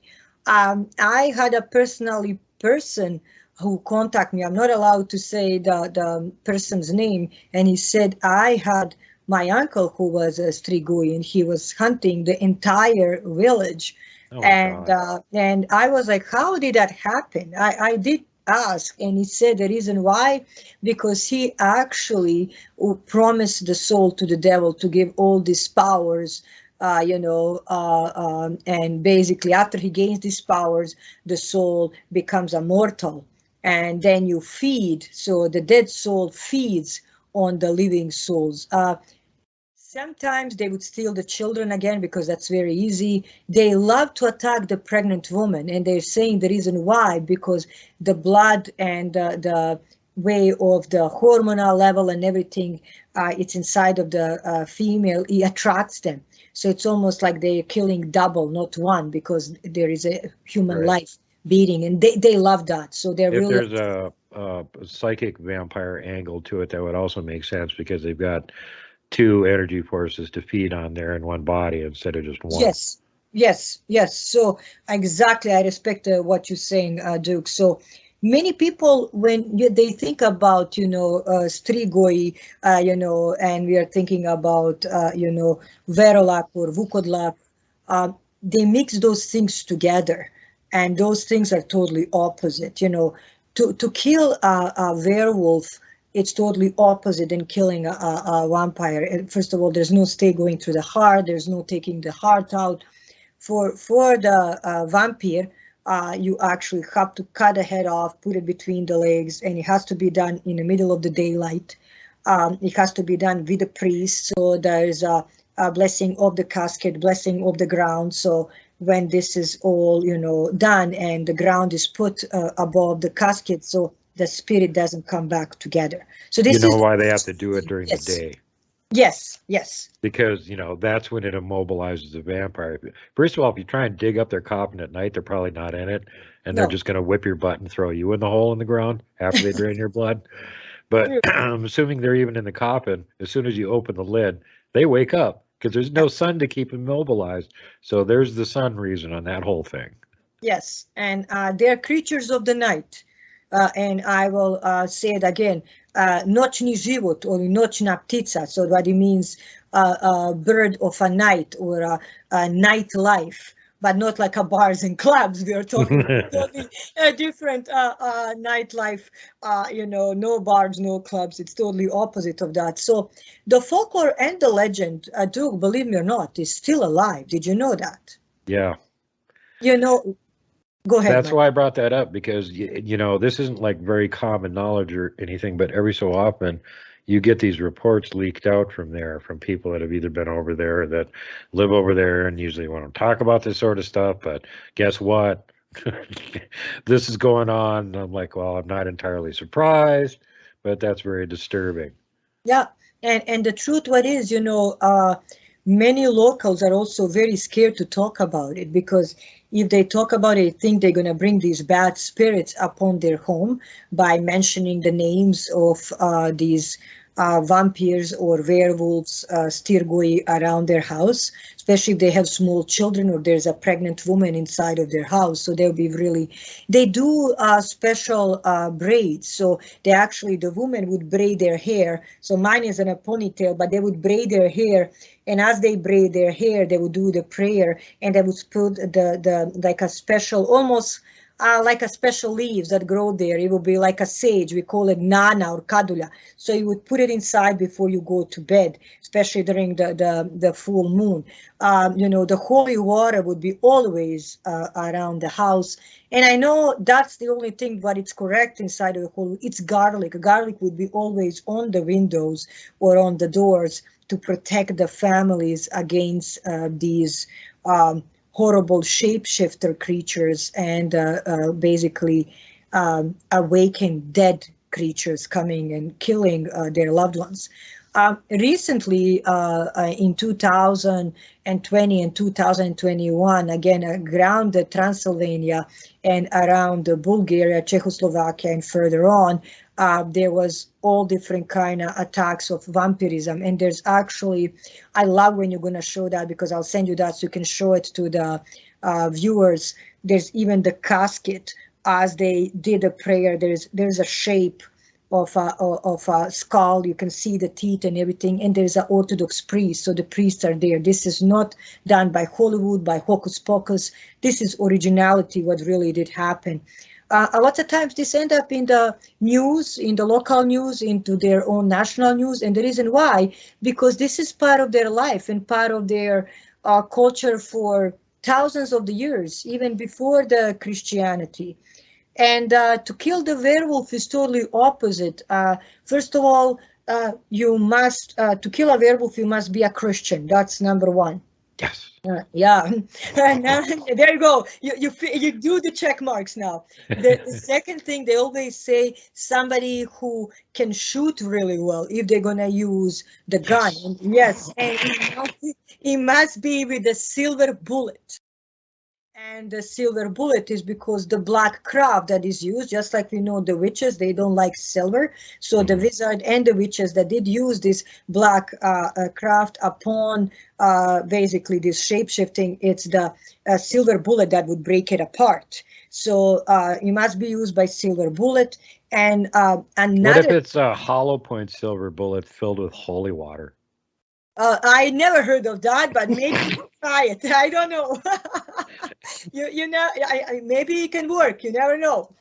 And another thing that, again, many people don't know that, but when the werewolf is killed, it usually changes the shape of that person. So it's back to the shape. Normal human shape. Yeah. Same thing reported with skinwalkers in those rare occasions where they managed to actually kill one of them in the process of doing his perfidious, nefarious, and evil acts. That, yeah, it turns right back into a human again. Yeah, and that's when many villagers and many people get really scared because, for example, let's say that and that person, Sammy, for example, I'm just going to make up the name, is accused of that. And now really, as he was killed, they see that shape-shifting is happening again. And there's a human being dead in front of them. You know, they will realize actually this was that person.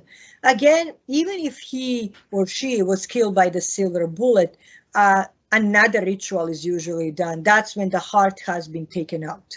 When the heart has been taken out, you know, it's usually burned, so you have to burn it down.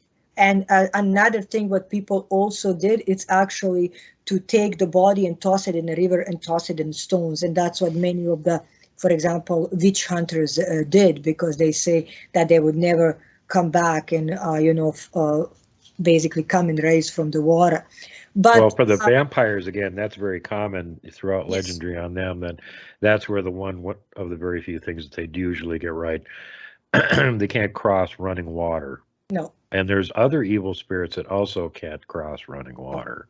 That's true. And another thing what people don't know, but werewolves and basically the vampires or vampires cannot be seen in a mirror. So because we have a dead soul doesn't have that energy to reflect in a mirror or in the screen, just like you and I are doing it right now. So it's different because they cannot reflect in the mirror. I'm wondering, has anybody gotten any videos of Biden recently with mirrors around him? I'd really like to see. I don't know. I'll check that. I'll have to check the internet on it. Sorry to keep interrupting. Go ahead. It's okay. I watched recently him talking about the ice cream in a White House. He's obsessed with the ice cream. But anyway, I was laughing. I'm like, is there anything more important to talk about than the ice cream? But he was talking. Hell no. World War III is coming up. Give him his chocolate ice cream enema. Yeah, he loves the chocolate ice cream. That's the most important thing. You know, anyway, if that's keeping him happy, there we go. So basically, so the werewolf cannot be seen in the mirror No, neither does vampire. And the reason why, because of their energy. That energy cannot be reflected in the mirror. And another thing what people would do a lot of times to protect themselves would also carry a small mirror. So they would have like a small mirror around their neck so that they would reflect that bad energy away from them. If that mirror breaks, that also means that there was a negative energy around you. Somebody was trying to put a curse or a spell on you, and that's how does it go. And another thing that I'm going to show it to you because I have it on me. Sweet. Yes. So it's a really red thread. As much as you have it in Kabbalah, anybody does know Kabbalah, we have it too. So this red thread, it's taken to the church and it's blessed by the holy water. And then it's tied 3 times in the name of the Holy Spirit, Son, and everything, and then Father, and then it's tied. It's tied by the mom, by the, usually by somebody who's really close to you. And then after that, at the end, show it again, you have the, so that's a special stamp. It's like it's basically almost like a wax, but that's not a wax that it's made, that we burn it's like a wax that combines the things together. And it's really made inside of the church as a main, the frescoes and icons. So when it's that tied, they So put what is it, like holy glue or something? something like that. And you cannot break it. There's no, I'm pulling it, you cannot break it. And what does it do? It's actually protection against the evil eye, against the Wendigo, against the vampires, against the werewolves. This is something, for example, I do live in Canada and I am proud Canadian, but having that background in me, I still believe in that. And as you can see it, it's been on for me for a while. And and the reason why it's been run through the culture, through the entire Balkan culture and most Europeans, is because they said negative energy is always around us. And I actually did find that out so let's say, Duke, you're doing an interview right now and somebody is really wishing you bad. They want to hurt you, they want to harm you.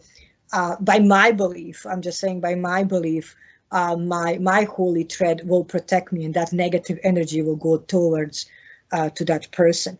So it's like almost the way that it's running, and also is believed as you are in the woods and let's say you are near the vampires, near the werewolves, Bigfoot, for example, if that he will feel that energy of the church and Christ themselves and protect you. Of course, that's something that I believe in and I'm raised with, so that's why I'm sharing it with you guys. And then it's very similar to Kabbalah, because Kabbalah also have that symbols for protection against the negative energy, evil eye, etc. But we must understand we are all people and certain things overlap and intervene. But vampires, and werewolves, Wendigo or the shapeshifters are really something that's been running around Europe, my friend, for quite a while. And the truth, what is, there's many victims today. There were many victims in the past. And it seems like it's coming back more and more. It's probably not anything recent either. I mean, just because we don't have really good, keep in mind how hard it was to get somebody to document something in old Europe before there was a printing press. It was very expensive to make manuscripts. So maybe just because the village down the road had a couple people eaten by a werewolf, that wasn't worth making a manuscript about. But if you go back far enough to where this actually was going on, like in China's got stories about all this same kind of stuff going on way before it was happening in Europe. And again, these seem to be like universal folklore. You can go just about anywhere on Earth and you can find stories about shapeshifters. You can find stories about vampires. Yes. And, as much as we think the werewolves, vampires, shapeshifters are the legends, and, they went through the horror movies, stories, and Hollywood, the fact is they're still here. And they're part of this world, and they've been part of this world for quite a long time. And another thing, I want to mention the gentleman by name Jur Grando Arlilovic. So 1579 to 1656, region of Styria was reported to have attacked by the werewolves and terrorizing this village and villages around for over 16 years after his death. Eventually, he got caught by the locals, and he was caught that he even went further than that area. He went through Moldova, he went through Bulgaria, and was all over. And what happened as he got caught in the middle of the night. Basically, they cut his head off, and again, they did a blessing of the resting place, and the priest was there, and etc. They actually did see that this gentleman did do the shape shifting, and he was already dead for 16 years. Imagine how crazy that is. And this is actually a written fact in a history, ladies and gentlemen. You can find this. So this is a mystery story. It's not like a legend. It's not. It's proven fact that it's recorded that happened. Can you imagine if he had been around a few years earlier when Uncle Vlad was around? Because Uncle Vlad would have went hunting for him, and he wouldn't have put a stake through his heart. He would have put it right up his ass. Oh, you're making me funny. Many people don't know, but in Latin, lycanthropy is a meaning of individual changing from one shape shifting to another. And it's been written inside of the Vatican in many of their teachings and teaching of the religion and beliefs for thousands of the years. So it's not a secret. It's been part of this world for a while. Very creepy stuff. But it's true. And if, for example, if we're talking about the werewolves and if we're talking about the vampires and if we're talking about the, shapeshifters, wendigos, I personally started digging more and more about this when you and I decided. I knew a lot, but I wanted to know more and more because, like you see, I'm raised by it. Even if I'm here, my culture and my tradition stayed on, and I'm very proud of that. So the truth, what is, shapeshifters that you guys have here, like in a Skinwalker Ranch, we have Wendigos, Frog Ranch, etc., by many different kind of Aboriginal people. I think they're nothing more than just the wizards that we had in Europe, and we just probably call them in a little bit different way. They have a different name, exactly.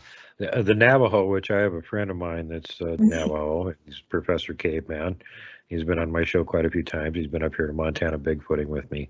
And he was telling me that part of the reason that they were doing that is because for protecting their people. Because the Navajo don't live in tribal villages. They're spread out all over the place. Everybody's got their own little house, miles from anybody else. So when a neighboring tribe wants to come in writing, there's nothing to stop them. They just go, first family, kill them. Right over where the next family is, kill them. Right over to the next one is, kill them. What stopped them was at night, the skinwalkers would show up. And then they'd have a real bad time of it. And if any of them survived, they'd leave the next day. So that's what got them to decide not to go into Navajo territory and raid them. And if you ever look at where the Navajo reservation is, you might notice that the Zuni reservation is in the middle of it. In fact, it's surrounded by it. The Navajo are their protectors. Oh, very interesting. They're, according to the Navajo, they're kind of like the Zuni are like the Jedi Knights. They're like the super good guys, and the Navajo are just their henchmen that keep all the bad guys, the Sith, from getting in and killing them. Oh my God! And if you look at it, if we are talking about, like you're saying, the Navajo did it for protection. The truth, what is, some of these, we can say the wizards or the people that didn't usually use this craft, they did use it for protection. Because and here's another, wait, before you go on, sorry to keep interrupting. Yes. Here's another example of how they were using it. When there was somebody that was like really deathly ill and they needed a special preparation, like, oh, we need this herb from way up in the mountains 40 miles away, and we need this other thing from over here. Well, then one of them could shapeshift and they could go get all of these things they needed right away. See? And this was like one of the positive benefits, plus the chasing your enemy away thing. The problem is, in order to get these powers, they have to do some pretty despicable stuff. Yeah. And at that point, you're kind of evil anyway. And so, yeah. And, this stuff is actually going on. There was a court case just a couple of years ago where somebody claimed that a skinwalker was trying to curse him and kill him. Yeah. And they took it very seriously because they know it's real down there. Yeah. Yeah. And in Europe, some of the families that were really rich. So we're talking about the families that they had lots of properties. They had their own, we can almost say like castles, and they were keeping, let's say, other villagers, under their foot. They would usually have, well, I know it's going to sound crazy, 1 or 2 werewolves, and they'll be member of their families. And the reason why, because they will be the one controlling them, letting them in and out to control the village and spread the terror. So that was another thing that was basically done. And that's why for some movies you see, oh, there's this beautiful castle, everybody is rich and this person, or sometimes they would harass the people, and then the locals will go and ask the wizard, or like you guys have a medicine man, that would be like a wizard, or the witch in the village or a little bit further on, they would give her the gifts and she would do the spell for usually one member of the family. As she does do the spell for one member of the family, he would be cursed to become a werewolf and then, become this horrible creature. And that would be the revenge of the villagers over to that, basically, Lastel, what would be basically a richer level of the families that are living around. So there is. Do you think that's the origin point for it? Because I keep running into that over and over again, that unlike some of these movies that make it out to be, there's some kind of a blood disease that makes you into a werewolf. And you get bitten by a werewolf, you turn into a werewolf. And no, it's all a curse. No, and it's not necessarily a good curse either. There's really old folk song up in Scandinavia, and actually a couple other modern bands have redone versions of it. And in the story, there's this woman and there's this evil witch that wants to seduce her little brother, who's, by the way, underage. Yeah. And in order to get her out of the way so that she can have her way with the little brother, she throws a curse on her and turns her into a werewolf. Mm-hmm. And then she does her evilness with her little brother and stuff. Yep. Yep. And when the little brother makes the witch pregnant. Yeah. And the end of the song, the pregnant witch is going across the bridge, and the older sister that she had turned into a werewolf is waiting under the bridge, jumps up on the top, rips her off the horse, and tears her brother's offspring out of the witch's womb and kills her. Wow. So yeah, they have really pleasant folk songs in Scandinavia. But again, this goes back to great subject matter. Yeah, they were writing metal lyrics before they knew there was such a thing as heavy metal. But the point here being that this is all based on the traditional type folklore, and just as much as you had it way down there in Southern Europe, they had the same thing up there in Scandinavia. Oh yeah, it was you could get cursed, that would turn you into a werewolf. Yeah, they had it in United Kingdom. So there's many werewolves cases in United Kingdom. There's many in Italy. There's in Greece. There's in Portugal, Spain. So it's all around Europe. So it's not just localized to one area. And after that, it seems like that area mostly did stay under that curse even today.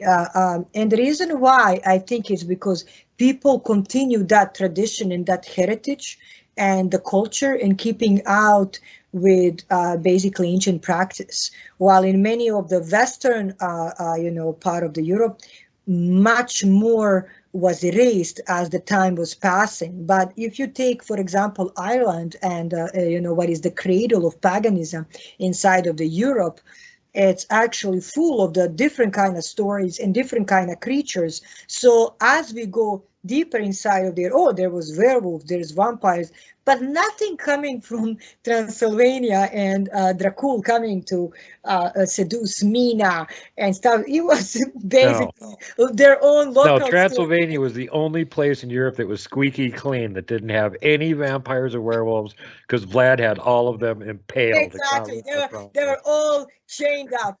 I love how you're joking, but that's the truth. That's that's the fact.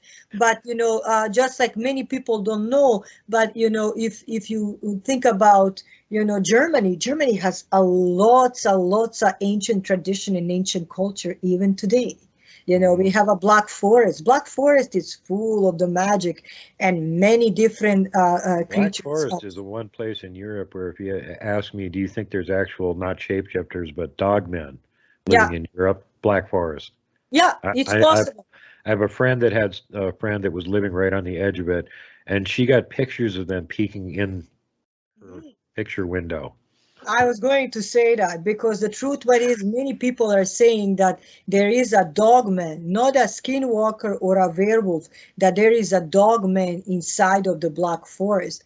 You must understand, ladies and gentlemen, Black Forest in Germany was one of the, and at that time before the Germany, Austria, Hungary, and Bavaria was some of the powerful, very strong kingdoms, and they had a trade, bringing people in and out, picking up the culture, traditions, and the heritage. But also because of so much of the craft that was done inside of that area, I think the portals are open, and that's why we do see the dogman there. Because many people report the dogman inside of the Black Forest. Did you know that? Oh yeah, and Black Forest isn't one of those places that gets a lot of travel in it too. And the Germans have this taboo about going off trails for some weird reason. Yes. And most people underestimate how much forest there is in Germany. They're one of the few European countries that really fastidious about keeping as much forest as they possibly could, which includes the Black Forest, which has never been cut down. No. There's still original forest there. Yes. Think about that for a minute. Whatever was there thousands of years ago could still be there. Yes. Yes. And then there's the other weird thing about the Battle of the Teutoburg Forest, when the Romans decided that they were going to teach those darn Germans a lesson once and for all, and all the Germans teamed up and taught them a lesson. There's an interesting story that goes along with that, that one of the reasons they were successful is because they enlisted the aid of everybody they could get, not just all the German tribes, but the forest people too. Yes. And they told the forest people, if they joined with them, that the forest people could have the forest forever after that point. Like the Black Forest that's still standing. Yes, and there's in Europe we do believe in forest people, and we do believe in banshee. You guys call it a banshee, but we call it a vila or vila varola. So there's different kind of names for different kind of areas. So they're actually the Leshy, a little bit further east. Yes. Same thing, forest people. But some of this stuff like the Leshy and the Green Man and the Woodwoes and all that, they're talking about Bigfoot. Yeah, and now recently, Europe is starting actually to report the Bigfoot, Duke. I know we are discussing the dogman, werewolves, skinwalker, shape-shifting, but there's also, I'm going to mention that many people are now in Europe reporting more and more sightings of a Bigfoot. And mostly when I was a child, I'll be honest to you, before I came to Canada when I was 14. Most of the time we would watch the documentaries from United States, and we would see, the werewolf was here in Montana or in California and whatever. I remember I was very little, and it's quite interesting to see, but they never show any in the Europe. But now the documentaries and even reports are coming on that the Bigfoot is, showing up in the Europe. So there's some decent video leaking out. They got some pretty good video from the Tatra Mountains in Poland, for example. Yes. And there are sightings popping up. But why is that? Is it because the Bigfoot are appearing there? No, they've always been there. Yes. People have just become aware of it. And now they're starting to watch these TV shows going, oh, so that's what a Bigfoot looks like a half a mile away when you're trying to zoom in on it. And they're driving in a tramway through Switzerland. They're looking up on a hill going, that looks just like that thing on that TV show. We don't have Bigfoot over here, do we? And that's, I love your humor. I swear to God, you always make me laugh, and I enjoy doing the shows with you. And the truth, what is, ladies and gentlemen, that's exactly what's happening, because they were more kind of, let's say, tied up to the werewolves or vikodlak or stirgoi, to vilas and many different kind of creatures, forest people. But now, knock knock, there's one more thing to add. There's a Bigfoot. So personally, I do think that, werewolves, like you're saying, are shapeshifters, and they've been always part of the Europe, and they will always be there. Just like we have Wendigos and the shapeshifters in the North America, in Canada, in Europe, and even in Mexico and further on, because of the tribes that were capable and still doing their own traditions. I know this is going to sound scary, you guys, but I do believe even now in Europe that we do have some of the very strong, we can say, people that practice some of that dark magic, that are capable of shape-shifting and doing the things that are not so pleasant. Yes, we call them the World Economic Forum. As far as that goes, wherever humans go that have the same cultish tendencies, this whatever ancient black magic it is that they're practicing, that's able to produce these things, curses of werewolves, or actual risen from the dead vampires and stuff like that. It always goes back to black magic. And what's the homestead of black magic? Well, it's the Church of Satan. And if you go and look at what they're up to, they actually have split denominations, and one of them is a werewolf church and one of them is a vampire church. Yeah. So guess where this stuff is coming from, kids? Yeah, it's pretty, in one way, I know everybody is free to believe whatever they want, but I would just be very careful in what I'm entering or what I'm connecting myself to, because what's going to happen, it's not going to just affect me, it's going to affect generations and generations after. And that's another thing when you're talking that I want really people to know. Werewolf and vampirism is not a disease. So it's not like, I bite somebody and tomorrow they're going to become a werewolf and they're going to become a vampire. That's totally a lie. The truth, what is, it doesn't get, transferred with the blood. It's actually transferred by the curse, by the black magic, done by the people that know the dark craft. The only way to become a vampire is actually if that undead soul that it's already dead takes that basically dead soul and allow them to take their own blood, as basically feeding them that it's almost like a transfusion to feed them with that dark energy. But nobody ever, because was bitten by the vampire, did rise up again, like in Hollywood. Actually 99% of those children and most of the ladies and some young boys that were sheep keepers, they were always found dead. Nobody was ever left alive. Nobody ever raised from the casket and fly around like a bat, and had eyes on top of the head. It just like you see in the movies, far away from it. And for the werewolves, like I'm saying, it's a curse.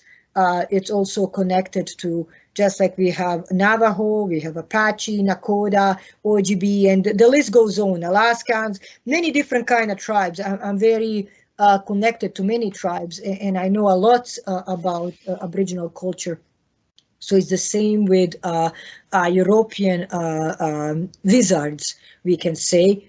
They're capable of doing this shape-shifting, and as they do it, they are the only one who are capable of spreading this werewolf thing, but not because, this one attack this one, you're going to now become a werewolf, fly around, and it's going to be like a Hollywood movie, and the guns are flying, and, everybody, and you're climbing on the ceiling, and I start laughing. It's quite entertaining. I love it. You can eat popcorn and enjoy it. But can you imagine if a vampire bit a werewolf and then it turned the werewolf into a werewolf vampire?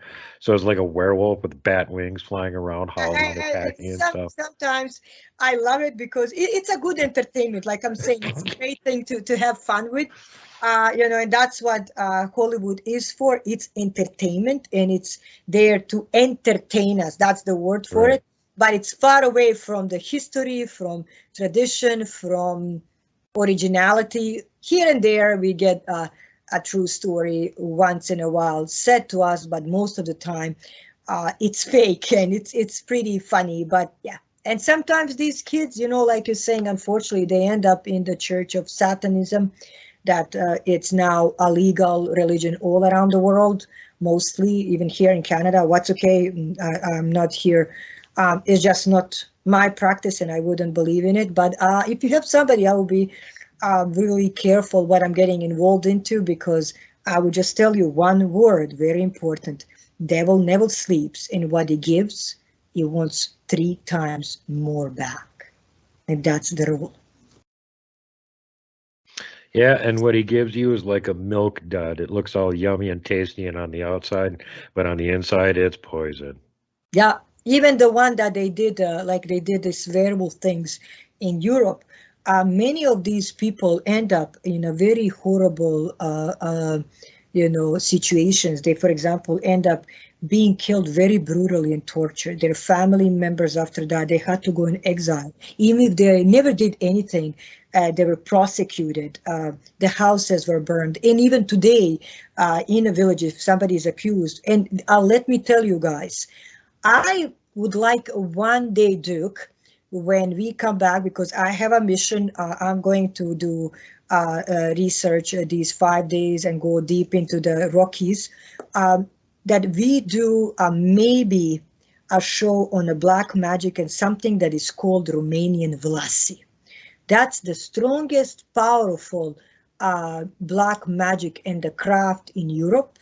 And they even say that it's stronger than voodoo themselves. There's even a movie called Black Wedding. And the reason why it's called, because that person actually just committed a crime because was under the spell. And the whole movie is totally a truth. So you guys can find it, and it's called Black Wedding. And you will see that it's actually a true story. They will tell you it's based on a true story that happened in 2012 or 2013. All this massacre, because so I can explain exactly how this magic is even stronger than the voodoo. That's how powerful it is. So when you're entering in something like these people that turn into werewolves, they turn into vampires because for their power, for life forever or whatever, actually after that they lost their lives, they lost their livelihood. The families prosecuted. Many of them end up, because of the cursing people, they end up giving birth of very children with genetical disorders because of the negative energy going towards to that birth mother. And list goes on, Duke. It's horrible. Do you think that's where the legend of the changelings came from? Yes, I do believe in that. And for example, as somebody who does do a deep research into the ancient craft, symbology, and things like that, I think that's very connected. And I believe that, werewolves, skinwalkers, vampires, Nosferatu on Latin, or lycanthropy, what is on the Latin for werewolves, what it means, the shapeshifters, and they exist in many books inside of the Vatican, but, that's a hush thing. Because do you know that Vatican does have a special priest, even up to today, that they're actually only studying how to do the exorcism? Now we know they've got a secret force of werewolf commandos. They don't want to let the rest of the world know about. Yeah, but anyway, getting back to one important point that you made that you just kind of zoomed right past, and I think we need to go back and stress a little bit. And that's it. These things originate from curses, and whether the curse is thrown on you or you bring it on yourself because your involvement in things that you shouldn't be. Yes. Can have long-term ramifications, not just on you, but on your family line for generations later. Yes. Yes. Your whole family could be cursed for generations. Yeah. Because you have no friggin' common sense. No. And there is families, I will just say, I'm not allowed to mention the names because I don't have their approval. There is families that I know that are here in Canada, some in United States. I know some in Montenegro. I know some in Romania. So all around that actually, for example, they don't have children because of the curse. So some of them, they're never settled down. Some of them, for example, they have a curse that, there's always illness and they die or they have car accidents by 40. There was a gentleman, I forgot the name of it, but you guys can find it. I'm sure it was on Discovery Channel. The gentleman who actually, he was the only one, and his son and black magic was cursed placed upon him, and if he doesn't stop it, his son will die. And that was done because they were keeping these cotton fields, so the ladies and the forgive me for the word for it, the slaves at that time in slavery, the lady from Haiti put a curse upon his family. So it's even, and he was on the TV trying to find a solution. But I faced many times people that came up to me that I know even from the past as I was a child. And I'm going to be honest to you, they will say, don't even go beside their house, cross the street and go other way. And that's happening today in 2023. Yeah. So we are wearing the modern clothes. We are running on computers, texting the cell phones, watching the Madonna, saying hello and pretending. But when it comes to that, don't go near that house, cross the street and continue going over. So well, the house is radiating evil. It's like radioactivity. The closer you get to it, the more you pick up. We should have like evil Geiger counters. They would just go, oh, that place is evil. Stay away from there. Yeah, and I personally, when I feel somebody has a negative energy, or I feel that they have something attached, to themselves, I'm not saying they're werewolves or vampires, far away from it. Hopefully, I always, remove myself, and I always, I have my stones on it. I have my cross. I have my dragon, and of course my protector, my holy thread. But even let's say it's just. Geez, all I got are just a few rocks that the Bigfoot collected for me. You got all kinds of trinkets. I should send you some stuff because it looks like you would need it, especially now that you're gonna go deep into the woods. But well, I don't know when the local Sasquatch are your bodyguards, you haven't got really too much to worry about. But I'm glad that you are doing fine. But regarding like you're saying, the negative energy and the curses, the curse is not just for today and that generation. Is going to go over and over again. And sometimes that cannot be removed until, for example, you have somebody who was a Navajo, pretty great medicine man. Well, it will take you a long time to find another good medicine man who knows how to remove that negative energy that was placed maybe 60, 700 years ago. And you need another medicine man that's equal in power to him in order to hope to break the curse. Other than that, forget it. Exactly. And it's the same with curses in Europe, curses in China, curses in Australia, New Zealand. It's everywhere, and that's why I'm saying, people, as we are touching this subject on werewolves, vampirism, as much as they are legend, folklores, we watch them a little bit change through the horror movies and the stories. I also want people to be safe, to understand that negative energy does exist, that curses do exist, and it's never too late to be safe, and it never hurts to be safe. You can only feel better. So is there any help at all for people that are under generational curses who had ancestors that were dingbats? Yes. When people discuss things like that, and I had more than a couple people joke, I'm not going to mention the names, coming to me. First of all, you must see what kind of curse is it. So is it what is the curse connected to? So is it connected, let's say, I'm going to say a lot of times there's a females involved, they'll say they cannot get married, or the boys are tied, they cannot get married, and or they go bad in a life from one way to another. Sometimes there's constant miscarriages. There's always different kind of things that you can connect. So as you put that in a book or in a piece of paper, and you say, okay, this is what's happening. This is what happened to my grandma and grandpa. This is now what happened to my mother. This is what's happening to me. So as you see that 3-4 generations are repeating, or there's something there that it's a pattern, then you understand there's something here. So the first thing would be actually to connect to somebody who's a really good spiritual advisor, who can open the cards, do psychic connection, and see. Also, another thing is very good to talk to a priest. So whatever religion you are, the priests are really good, or shaman. So that way they'll be capable of figuring out what type of the curse is it and how can be removed.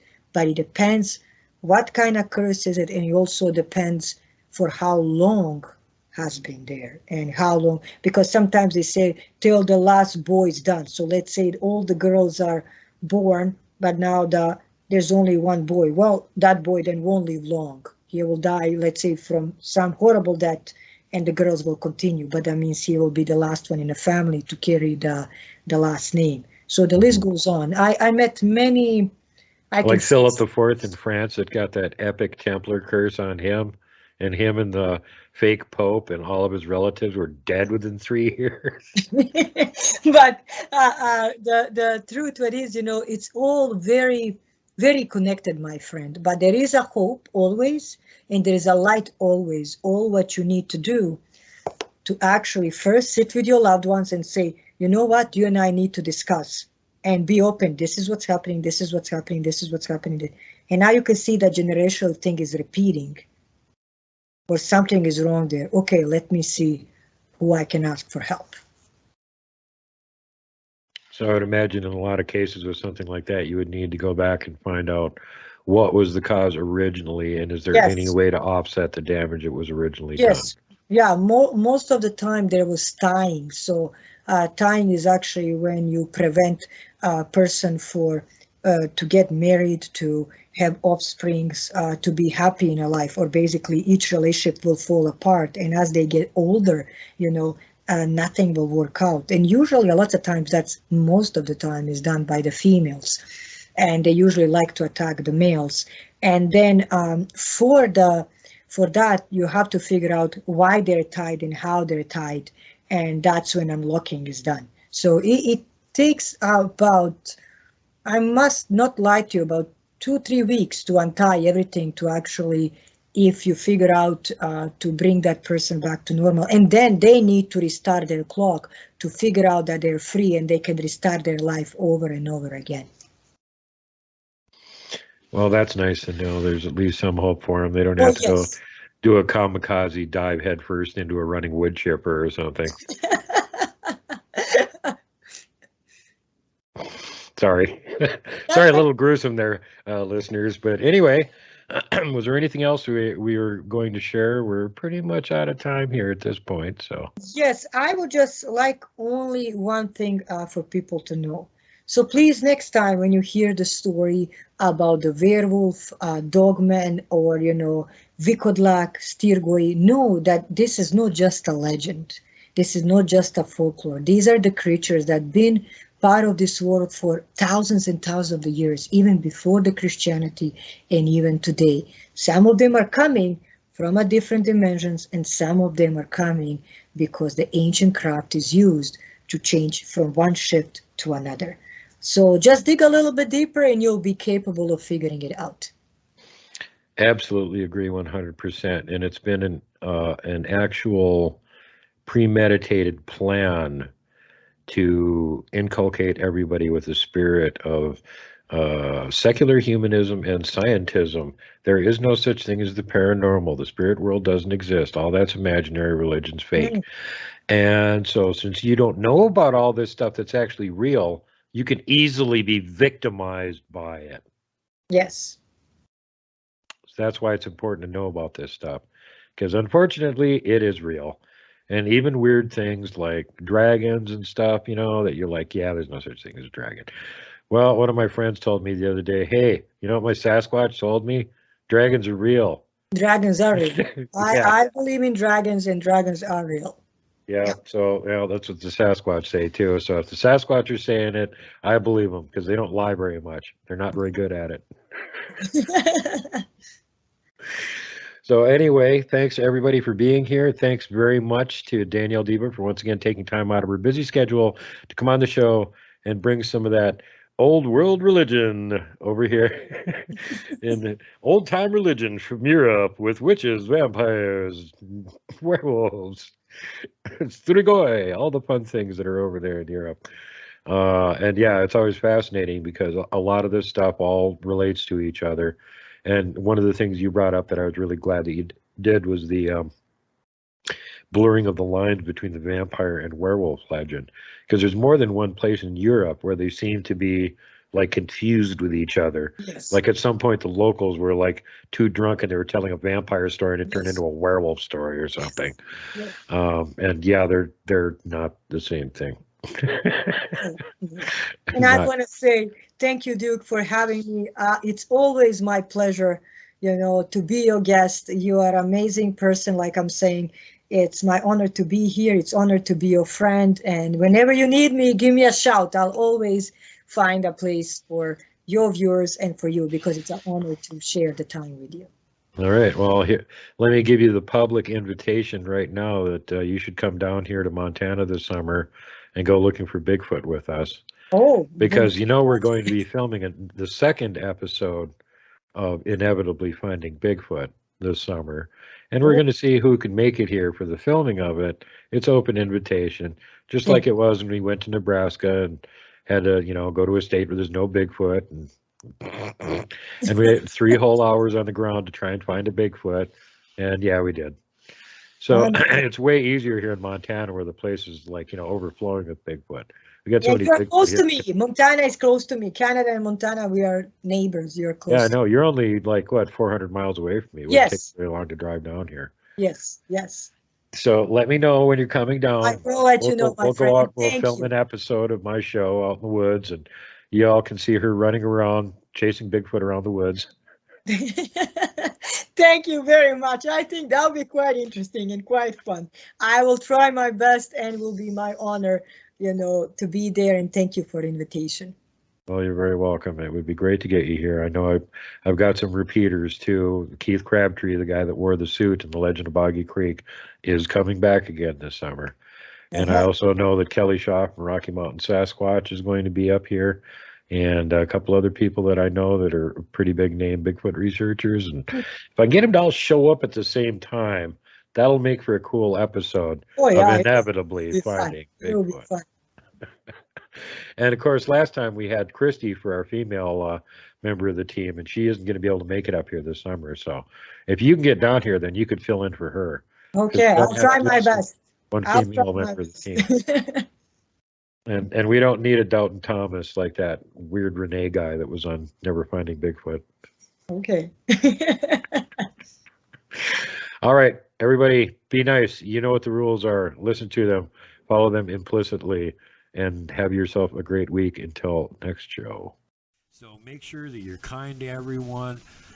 Safety first, last, and always. Pay it forward. Don't be mean to people if you don't have to be. Don't flip off the mountain giant. Don't poke Dogman with a stick. Don't punt the puck, would you? And for God's sake, whatever you do, do not hug the Wookiee.